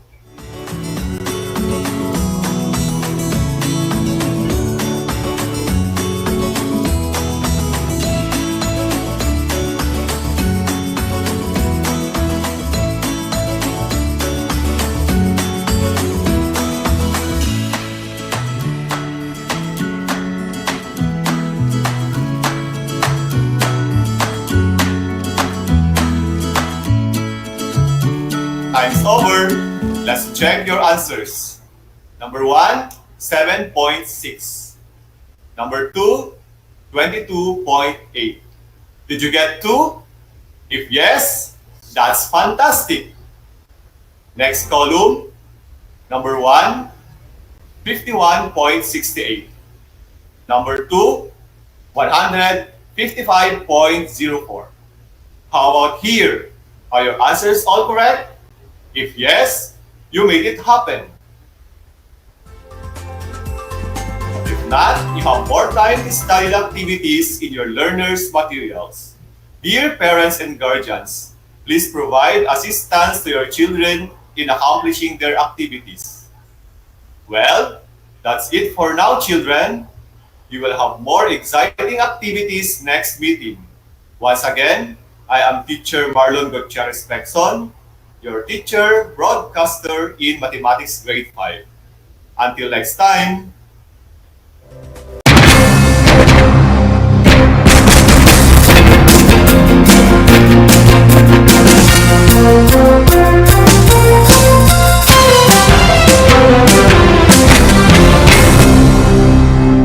Nais mo bang magpabakuna? Alam mo bang may mga tinatawag na priority eligible groups? Sa bawat priority group, may mga sektor na nakahanay. Kung ikaw ay kabilang dito, wag nang magdalawang isip pa. Halina't magpabakuna na. Ngayong Hunyo, sisimula na ang pag-rollout ng mga bakuna sa A4 group. Kabilang sa A4, ang essential frontliners tulad ng mga sumusunod. Mga nagtatrabaho sa pribadong sektor na nasa labas ng kanilang mga tahanan. Mga nagtatrabaho sa mga ahensya ng gobyerno, GOCCs at local government units. Mga nagtatrabaho sa mga informal na sektor sa labas ng kanilang mga tahanan. At mga nagtatrabaho sa mga pribadong tahanan. Kaya kung ikaw ay kabilang sa grupong ito, tumawag o makipag-ugnayan sa inyong LGU at sa inyong kumpanya upang malaman ang mga detalye tungkol sa inyong vaccination program, katulad ng petsa, oras at lugar kung saan ka magpapabakuna. Humingi ng medical clearance sa inyong doktor kung ikaw ay may autoimmune disease, HIV, cancer, malignancy, dumaan sa organ transplant, kasalukuyang dumadaan sa steroid treatment o nakaratay sa higaan. Huwag kalimutan ang iyong proof of eligibility o mga dokumentong nagpapatunay na ikaw ay kasama sa priority group na ito. Huwag din kalimutang dalhin ang iyong government ID, pati na ang face mask, face shield, sanitizer at ballpen bago ang iyong vaccination. At paalala, pagkatapos ng pagbabakuna, huwag mag-atubiling magtanong na makaragdagang impormasyon tungkol sa bakuna na ginamit sa iyo. Hingin at itago ang contact information ng personnel na tatawagan kung sakaling ikaw ay makaramdam ng seryosong side effects. Huwag ring kalimutan ang vaccination card at alamin ang petsa ng iyong second dose ng pagbabakuna. Higit sa lahat, ugaliin pa ring sundin ang minimum public health standards tulad ng wastong paghuhugas ng kamay, pagpapanatili ng safe physical distancing at pagsusuot ng face mask at face shield. Ano pang hinihintay mo? Tara na sa Vida Vaccination!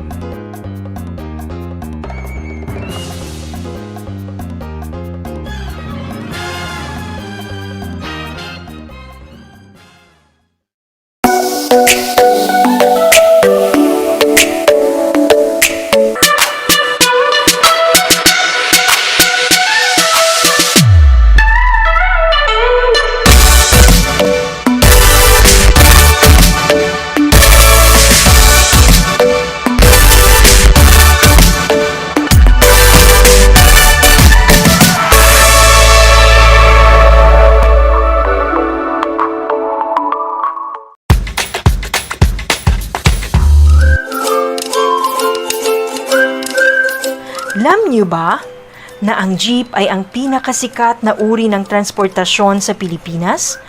May nagsasabi na ang pangalang jeep ay hango sa salitang jeepy na ang ibig sabihin ay general purpose or government purpose na naglalarawan ng military jeep na ginamit noong World War II. Pagkatapos ng digmaan, iniwan na ng mga sundalong Amerikano ang libu-libong jeep sa kalsada ng Maynila. Ang matibay at makulay na jeepney nga raw ay truly mestizo dahil sa half local at half foreign na katangian nito. Alam nyo na, yan ang jeepney. Kumusta mga giliw kong tagapakinig? Nagbabalik ang inyong paaralang panghimpapawid. Aral TarlakHenyo Sa RTV Tarlac, Channel 26. At sa bayang naririnig sa DZTC 828, Radyo Pilipino Tarlac. Tayo rin ay napapanood sa FB Live ng RTV Tarlac Channel 26. Sumasahimpapawid mula sa bayan ng Pura Tarlac. Mula sa bayan ng San Clemente. Mula rito sa Puro Elementary School, Pura Tarlac. Sa bayan ng Kapas Tarlac. Ako, ang inyong guro, na maghahatid sa inyo ng makabuluhang pagtalakay sa ating aralin.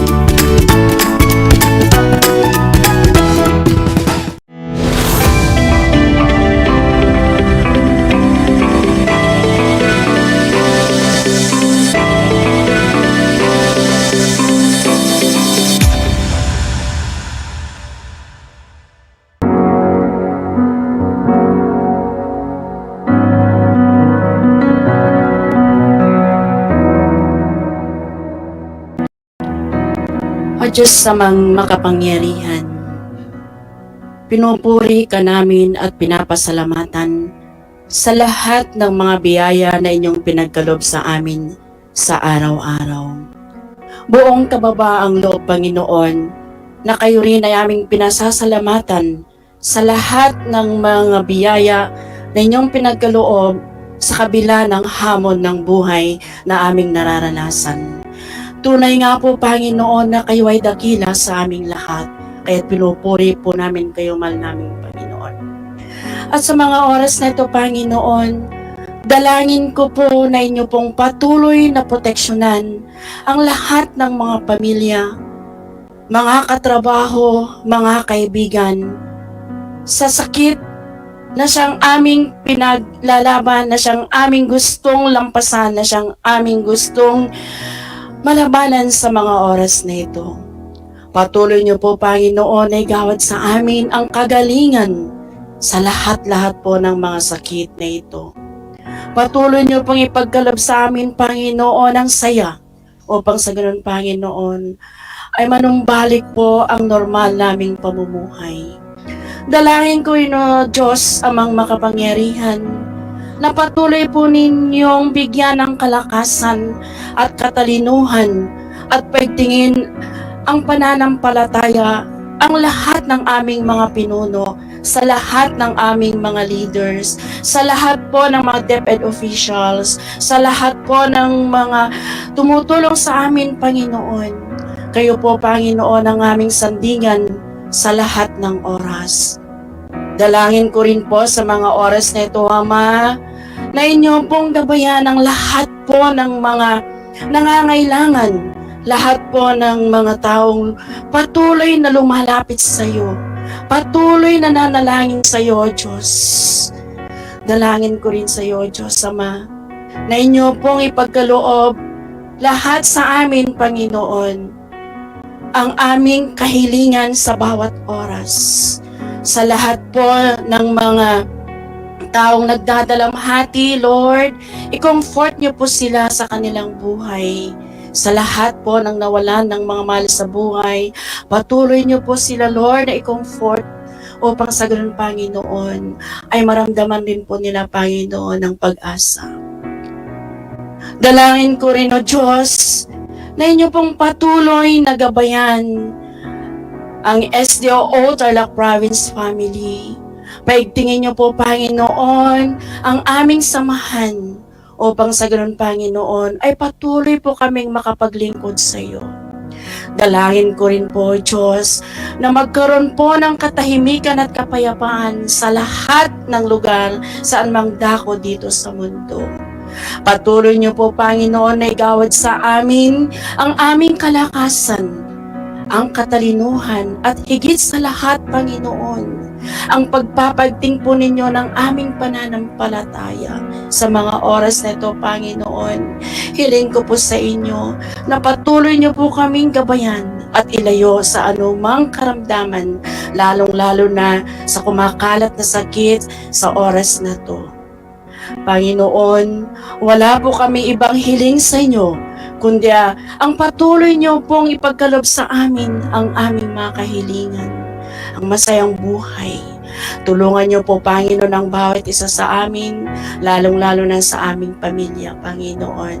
At sa lahat ng mga taong patuloy po na nananalangin at lumalapit sa iyo, Diyos. Dalangin ko rin po, Diyos, na patuloy niyo rin po kaming gabayan sa lahat ng oras, sa lahat ng panahon. Ito po ang aking samot dalangin sa matamis na Panginoon naming Jesus na siyang aming tagapagligtas. Amen.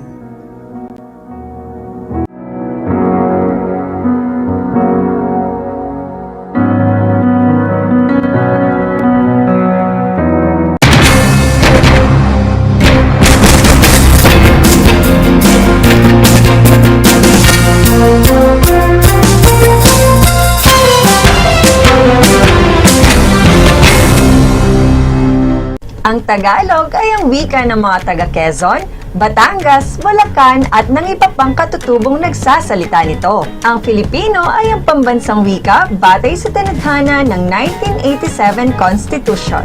Tara na at matuto ng salitang Filipino. Manood at makinig ng Aral TarlakHenyo sa RTV Tarlac, Channel 26 at sa bayang naririnig sa Radyo Pilipino, DZTZ 828 at napapanood din live sa FB page at YouTube channel na RTV Tarlac Channel 26. Manood at matuto ng ating mga aralin sa Filipino. Dito lang yan sa Aral TarlakHenyo. Ako si Ma'am Crystal May Aquino, ang inyong teacher broadcaster sa Filipino.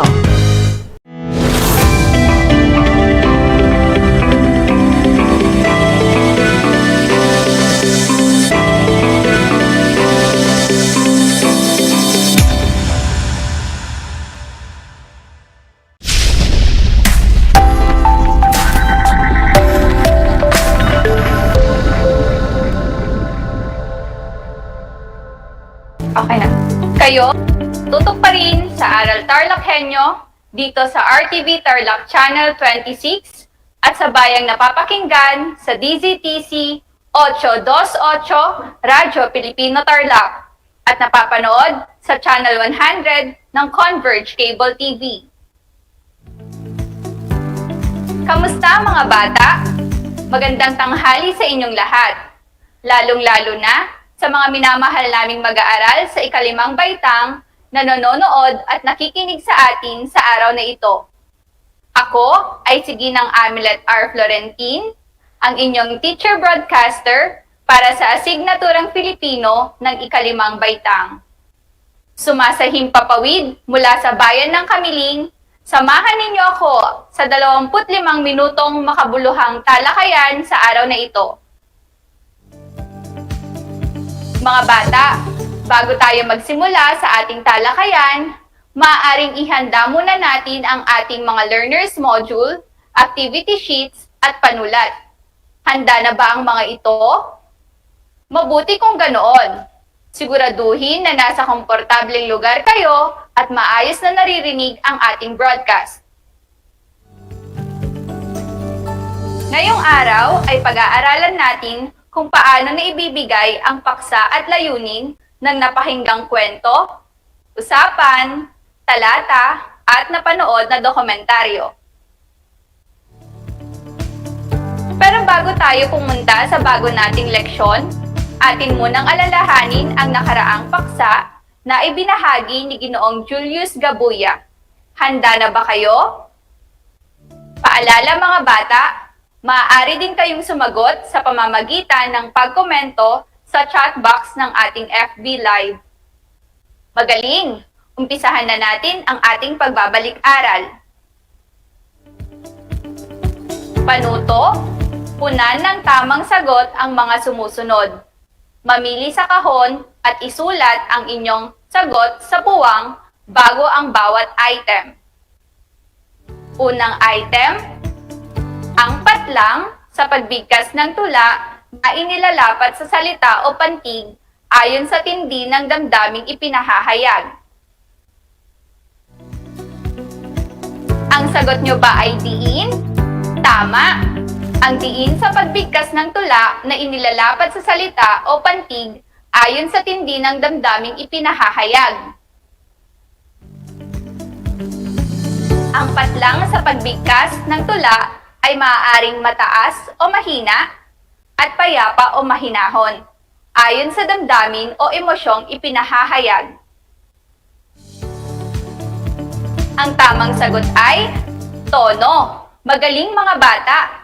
Ang tono sa pagbigkas ng tula ay maaaring mataas o mahina at payapa o mahinahon ayon sa damdamin o emosyong ipinahahayag.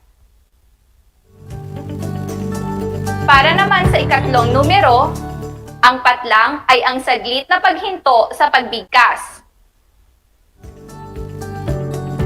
Ang tamang sagot ay antala. Napakahusay mga bata! Ang antala ay ang saglit na paghinto sa pagbigkas. Ngayon naman ay sa ika-4 na numero. Ang patlang ay ang paraan ng pagkilos o paggalaw ng bumibigkas ng tula. Ang sagot ba ninyo ay tikas, galaw at kumpas? Kung ganoon, tama ka!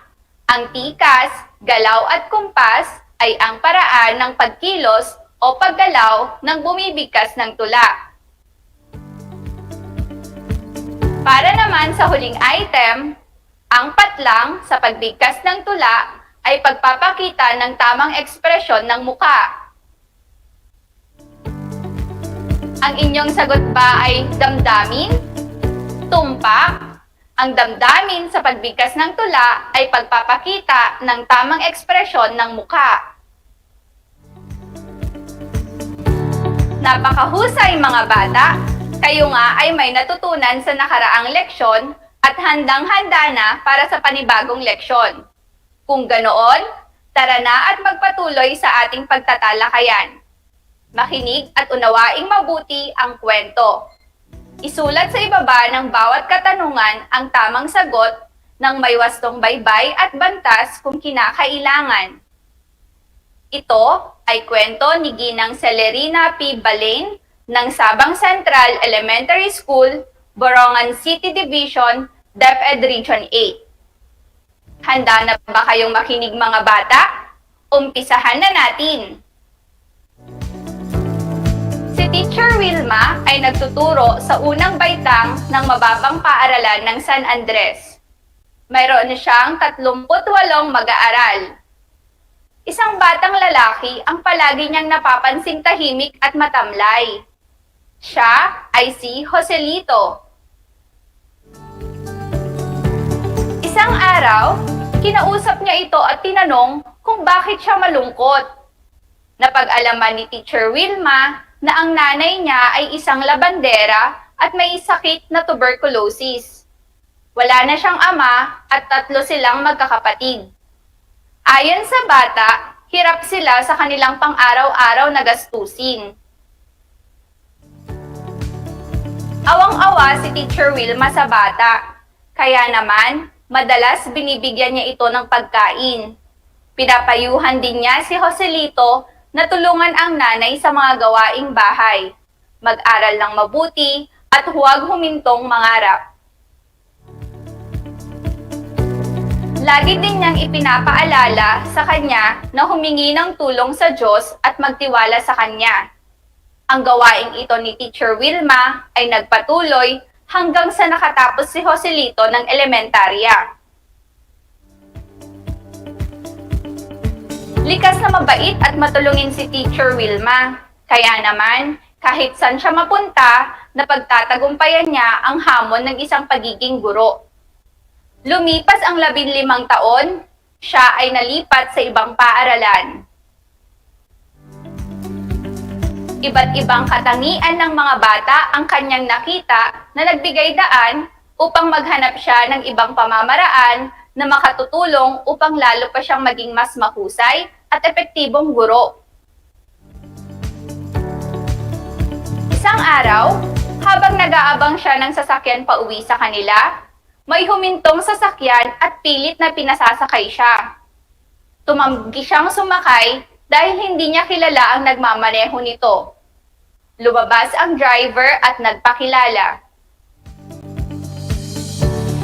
Siya pala si Joselito, ang dati niyang mag-aaral sa unang baitang. Tuwang-tuwa si teacher nang makilala niya ito. Agad siyang sumakay sa magarang sasakyan ni Joselito. Dinala siya ni Joselito sa isang mamahaling restaurant. Marami silang napagkwentuhan. Nalaman niya na nagsumikap si Joselito sa kanyang pag-aaral. Para makatapos siya sa kolehiyo, ito ay pumasok bilang utusan sa isang tindahan ng bisikleta. Ang Diyos rin ang naging sandigan ni Joselito upang makamit ang pangarap na maging isang seaman. Umapaw sa galak ang puso ni Teacher Wilma, lalo na nang sabihin ni Joselito sa kanya ang mga katagang ito. Maraming salamat, Teacher Wilma, sa mga tulong, inspirasyon at pagtitiwala na ibinigay mo sa akin nang ako ay nasa elementarya pa. Maraming salamat po sa mga payo nyo na tumatak sa puso at isipan ko. Tunay nga na ang kahirapan ay hindi hadlang sa pagkamit ng tagumpay. Pasasalamat niya sa kanyang teacher. Nawa ay napakinggan ninyong mabuti ang ating kwento. Ngayon ay dumako tayo sa mga tanong. Inuulit ko, isulat ang inyong mga sagot sa puwang na nakalaan sa inyong mga activity sheets o sa inyong mga sulatang papel o kwaderno. Maaari din kayong makipagtalakayan at sumagot sa pamamagitan ng pagkomento sa chat box ng ating FB Live. Unang tanong, sino-sino ang mga tauhan sa napakinggang kwento? Mahusay, si Teacher Wilma at Joselito. Ilarawan ang mga ito batay sa kanilang kilos at pahayag. Tama! Si Joselito ay mula sa mahirap na pamilya, mayroong nanay na may sakit, nagsumikap at nagtapos ng pag-aaral. Si Teacher Wilma naman ay isang mabuting guro. Ikatlong tanong, ano ang napag-alaman ni Teacher Wilma na problema ni Joselito? Magaling mga bata! Nalaman niyang may sakit ang nanay ni Joselito, wala ng ama at mahirap ang kalagayan sa buhay. Ika-4 na tanong, paano pinalakas ni Teacher Wilma ang loob ni Joselito? Tama ka ulit! Sinabihan niyang magtiwala sa Diyos at magsumikap sa pag-aaral. Paano naman nagtagumpay si Joselito? Mahusay! Sinunod niya ang payo ni Teacher Wilma, nanalig sa Diyos at nagsumikap. Huling tanong, ano sa inyong palagay ang layunin ng may akda sa pagsulat ng kwentong ating napakinggan? Para sa item na ito, maaari na magkaiba-iba ang inyong mga sagot. Maaaring ang layunin ng may akda ay ang iparating sa atin na hindi hadlang ang kahirapan upang tayo ay magtagumpay. Basta, Tayo ay manalig sa Diyos at magsumikap. Napakahusay ninyo mga bata! Sa dinami-rami ng ating napakikinggang impormasyon sa araw-araw, ay napakahalaga na marunong tayong tumukoy ng paksa ng mga impormasyong ito. Nang sa ganoon, ay malaman natin kung aling impormasyon ang tama sa mali. Alam mo ba na ang pagbibigay ng paksa at layunin ng napakinggan, nabasa at napanood ay mahalagang kasanayan na humahasa sa iyong mapanuring pag-iisip? Ngunit, ano nga ba ang paksa at layunin?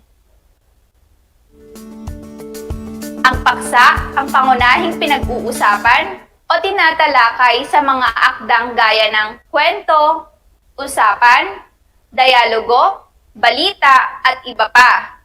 Ito ay tumutukoy sa pinakamahalagang kaisipan nais iparating ng may akda sa mambabasa. Ano naman ang layunin? Ang layunin ay tumutukoy sa intensyon o nais ng may akda na ipaunawa sa mambabasa.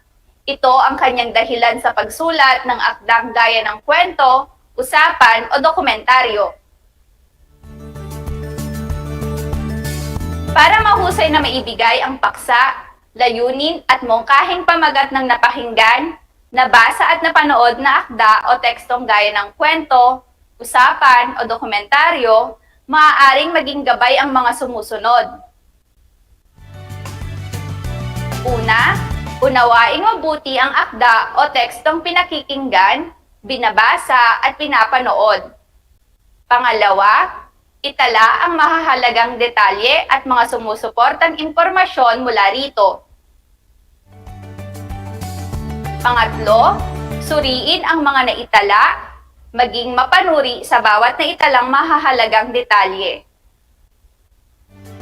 At pang-apat, isulat ang ibibigay na paksa at layunin ng binasa, napakinggan o napanood. Basahin, pakinggan o panoorin itong mabuti at pag-aralan kung ito ba ay naaangkop na paksa at layunin. Napakagaling mga bata! Kaunti na lang at matatapos na ang ating talakayan. Kaya tara na at tayahin natin ang inyong mga nalaman. Alam kong kaya ninyo ito. Pakinggan ulit at unawaing mabuti ang susunod na seleksyon.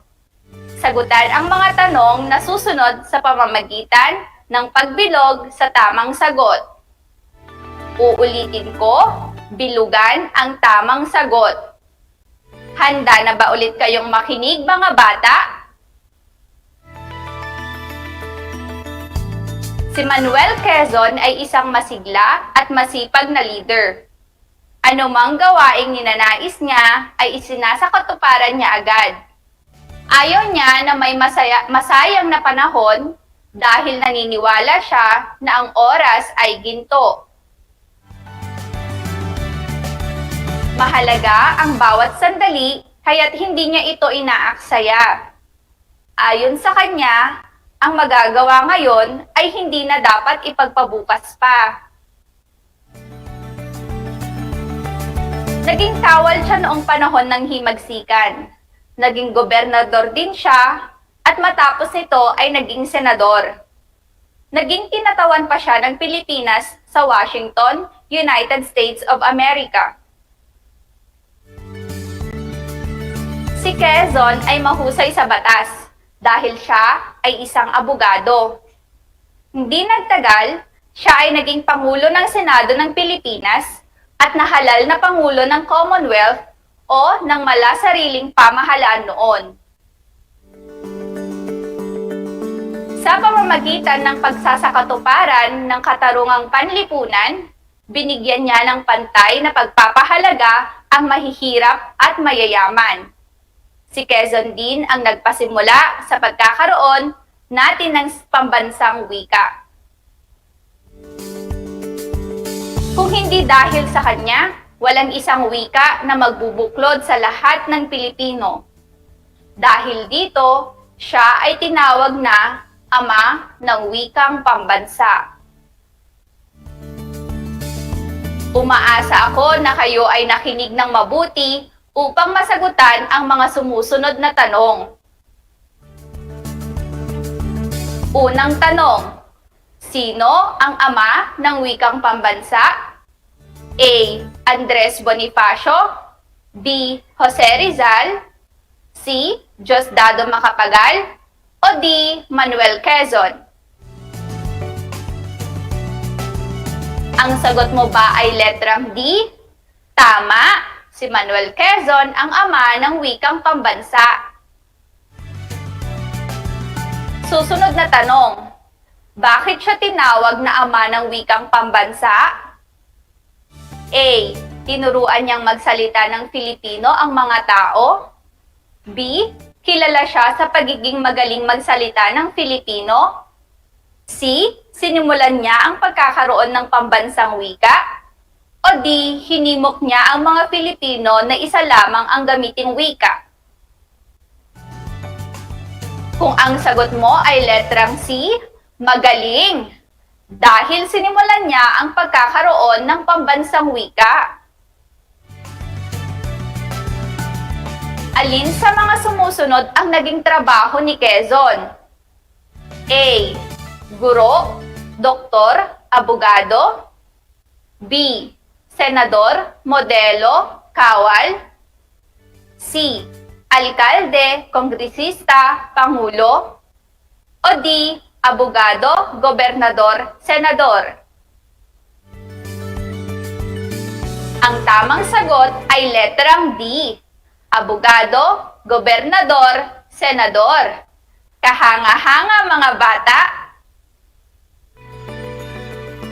Anong uri ng pamahalaan ang pinamumunuan ni Manuel Quezon? A. Pamahalaan ng biyak na bato. B. Pamahalaang Commonwealth. C. Pamahalaan ng Ikatlong Republika. O D. Pamahalaang Revolusyonaryo.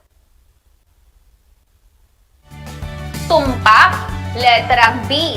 Pamahalaang Commonwealth. Bakit kaya niya sinabing ang magagawa ngayon ay hindi na dapat ipagpabukas pa? A. Madali siyang mainip, kaya dapat tapusin agad ang gawain. B. Pinapahalagahan niya ang oras, kaya hindi ito dapat sayangin. C. Marami siyang ginagawa, kaya kailangang sundin ang schedule. O D. Lagi siyang nagmamadali, kaya hindi dapat nahuhuli sa gawain. Ang tamang sagot ay letrang B. Pinahahalagahan niya ang oras, kaya hindi ito dapat sayangin. Alin sa sumusunod ang nagpapakita na makamahirap si Quezon? A. Tumira siya sa bahay ng mahihirap. B. Binibigyan niya ng pera ang mahihirap. C. Pinatupad niya ang katarungang panlipunan. O D. Iba ang tingin niya sa mahihirap at mayayaman. Magaling! Letrang C. Pinatupad niya ang katarungang panlipunan. Sa pangungusap na naging kawal siya noong panahon ng himagsikan, ano ang iba pang kahulugan ng salitang kawal? A. Bayani. B. Doktor. C. Manunulat. O D. Sundalo. Kahanga-hanga. Ang tamang sagot ay letrang D. Sundalo.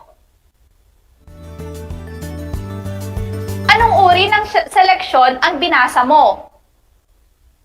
A. Alamat. B. Kwentong bayan. C. Pabula. O D. Talambuhay. Mahusay. Ito ay isang talambuhay. Letrang D. Para sa 2 puntos, sang-ayon ka ba sa ginawang hakbang ni Quezon na magkaroon tayo ng pambansang wika? Oo o hindi? Ipaliwanag ang sagot.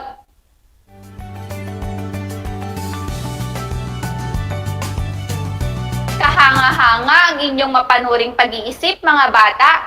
Binabati ko kayo sa napakagandang talakayan natin ngayong araw. Para sa karagdagang gawain, maaari nyo itong sagutan pagkatapos ng ating on-air broadcast. Ipabasa sa kapatid o kahit sinong kasama sa bahay ang mga sumusunod na usapan. Makinig at unawain ito ng mabuti. Sagutin ang mga tanong na nasa ibaba ng inyong sagutang papel. Ang aking pagbati sa inyo, mga bata. Dito na nagtatapos ang ating talakayan. Labis ang aking kagalakan dahil kayo ay aking nakasama. Umaasa ako na lubos ninyong naunawaan ang aralin natin ngayon. Muli, ako si Ginang Amelet R. Florentin, ang inyong teacher broadcaster sa Filipino 5 sa araw na ito. Laging tandaan, gaya ni Joselito sa ating unang kwento, manalig sa Diyos, magtiwala sa sarili, at magsumikap sa pag-aaral. At sa buhay upang makamit ang inyong tagumpay. At ang abakada, ako bibo kasi dapat. Hanggang sa muli, mga bata, maraming salamat!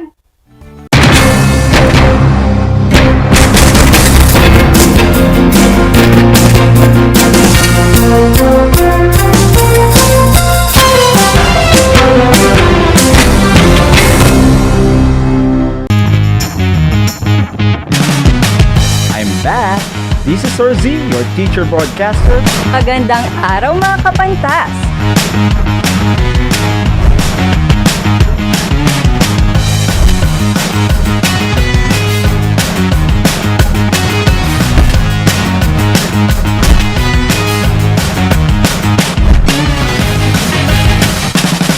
Welcome to Aral TarlakHenyo.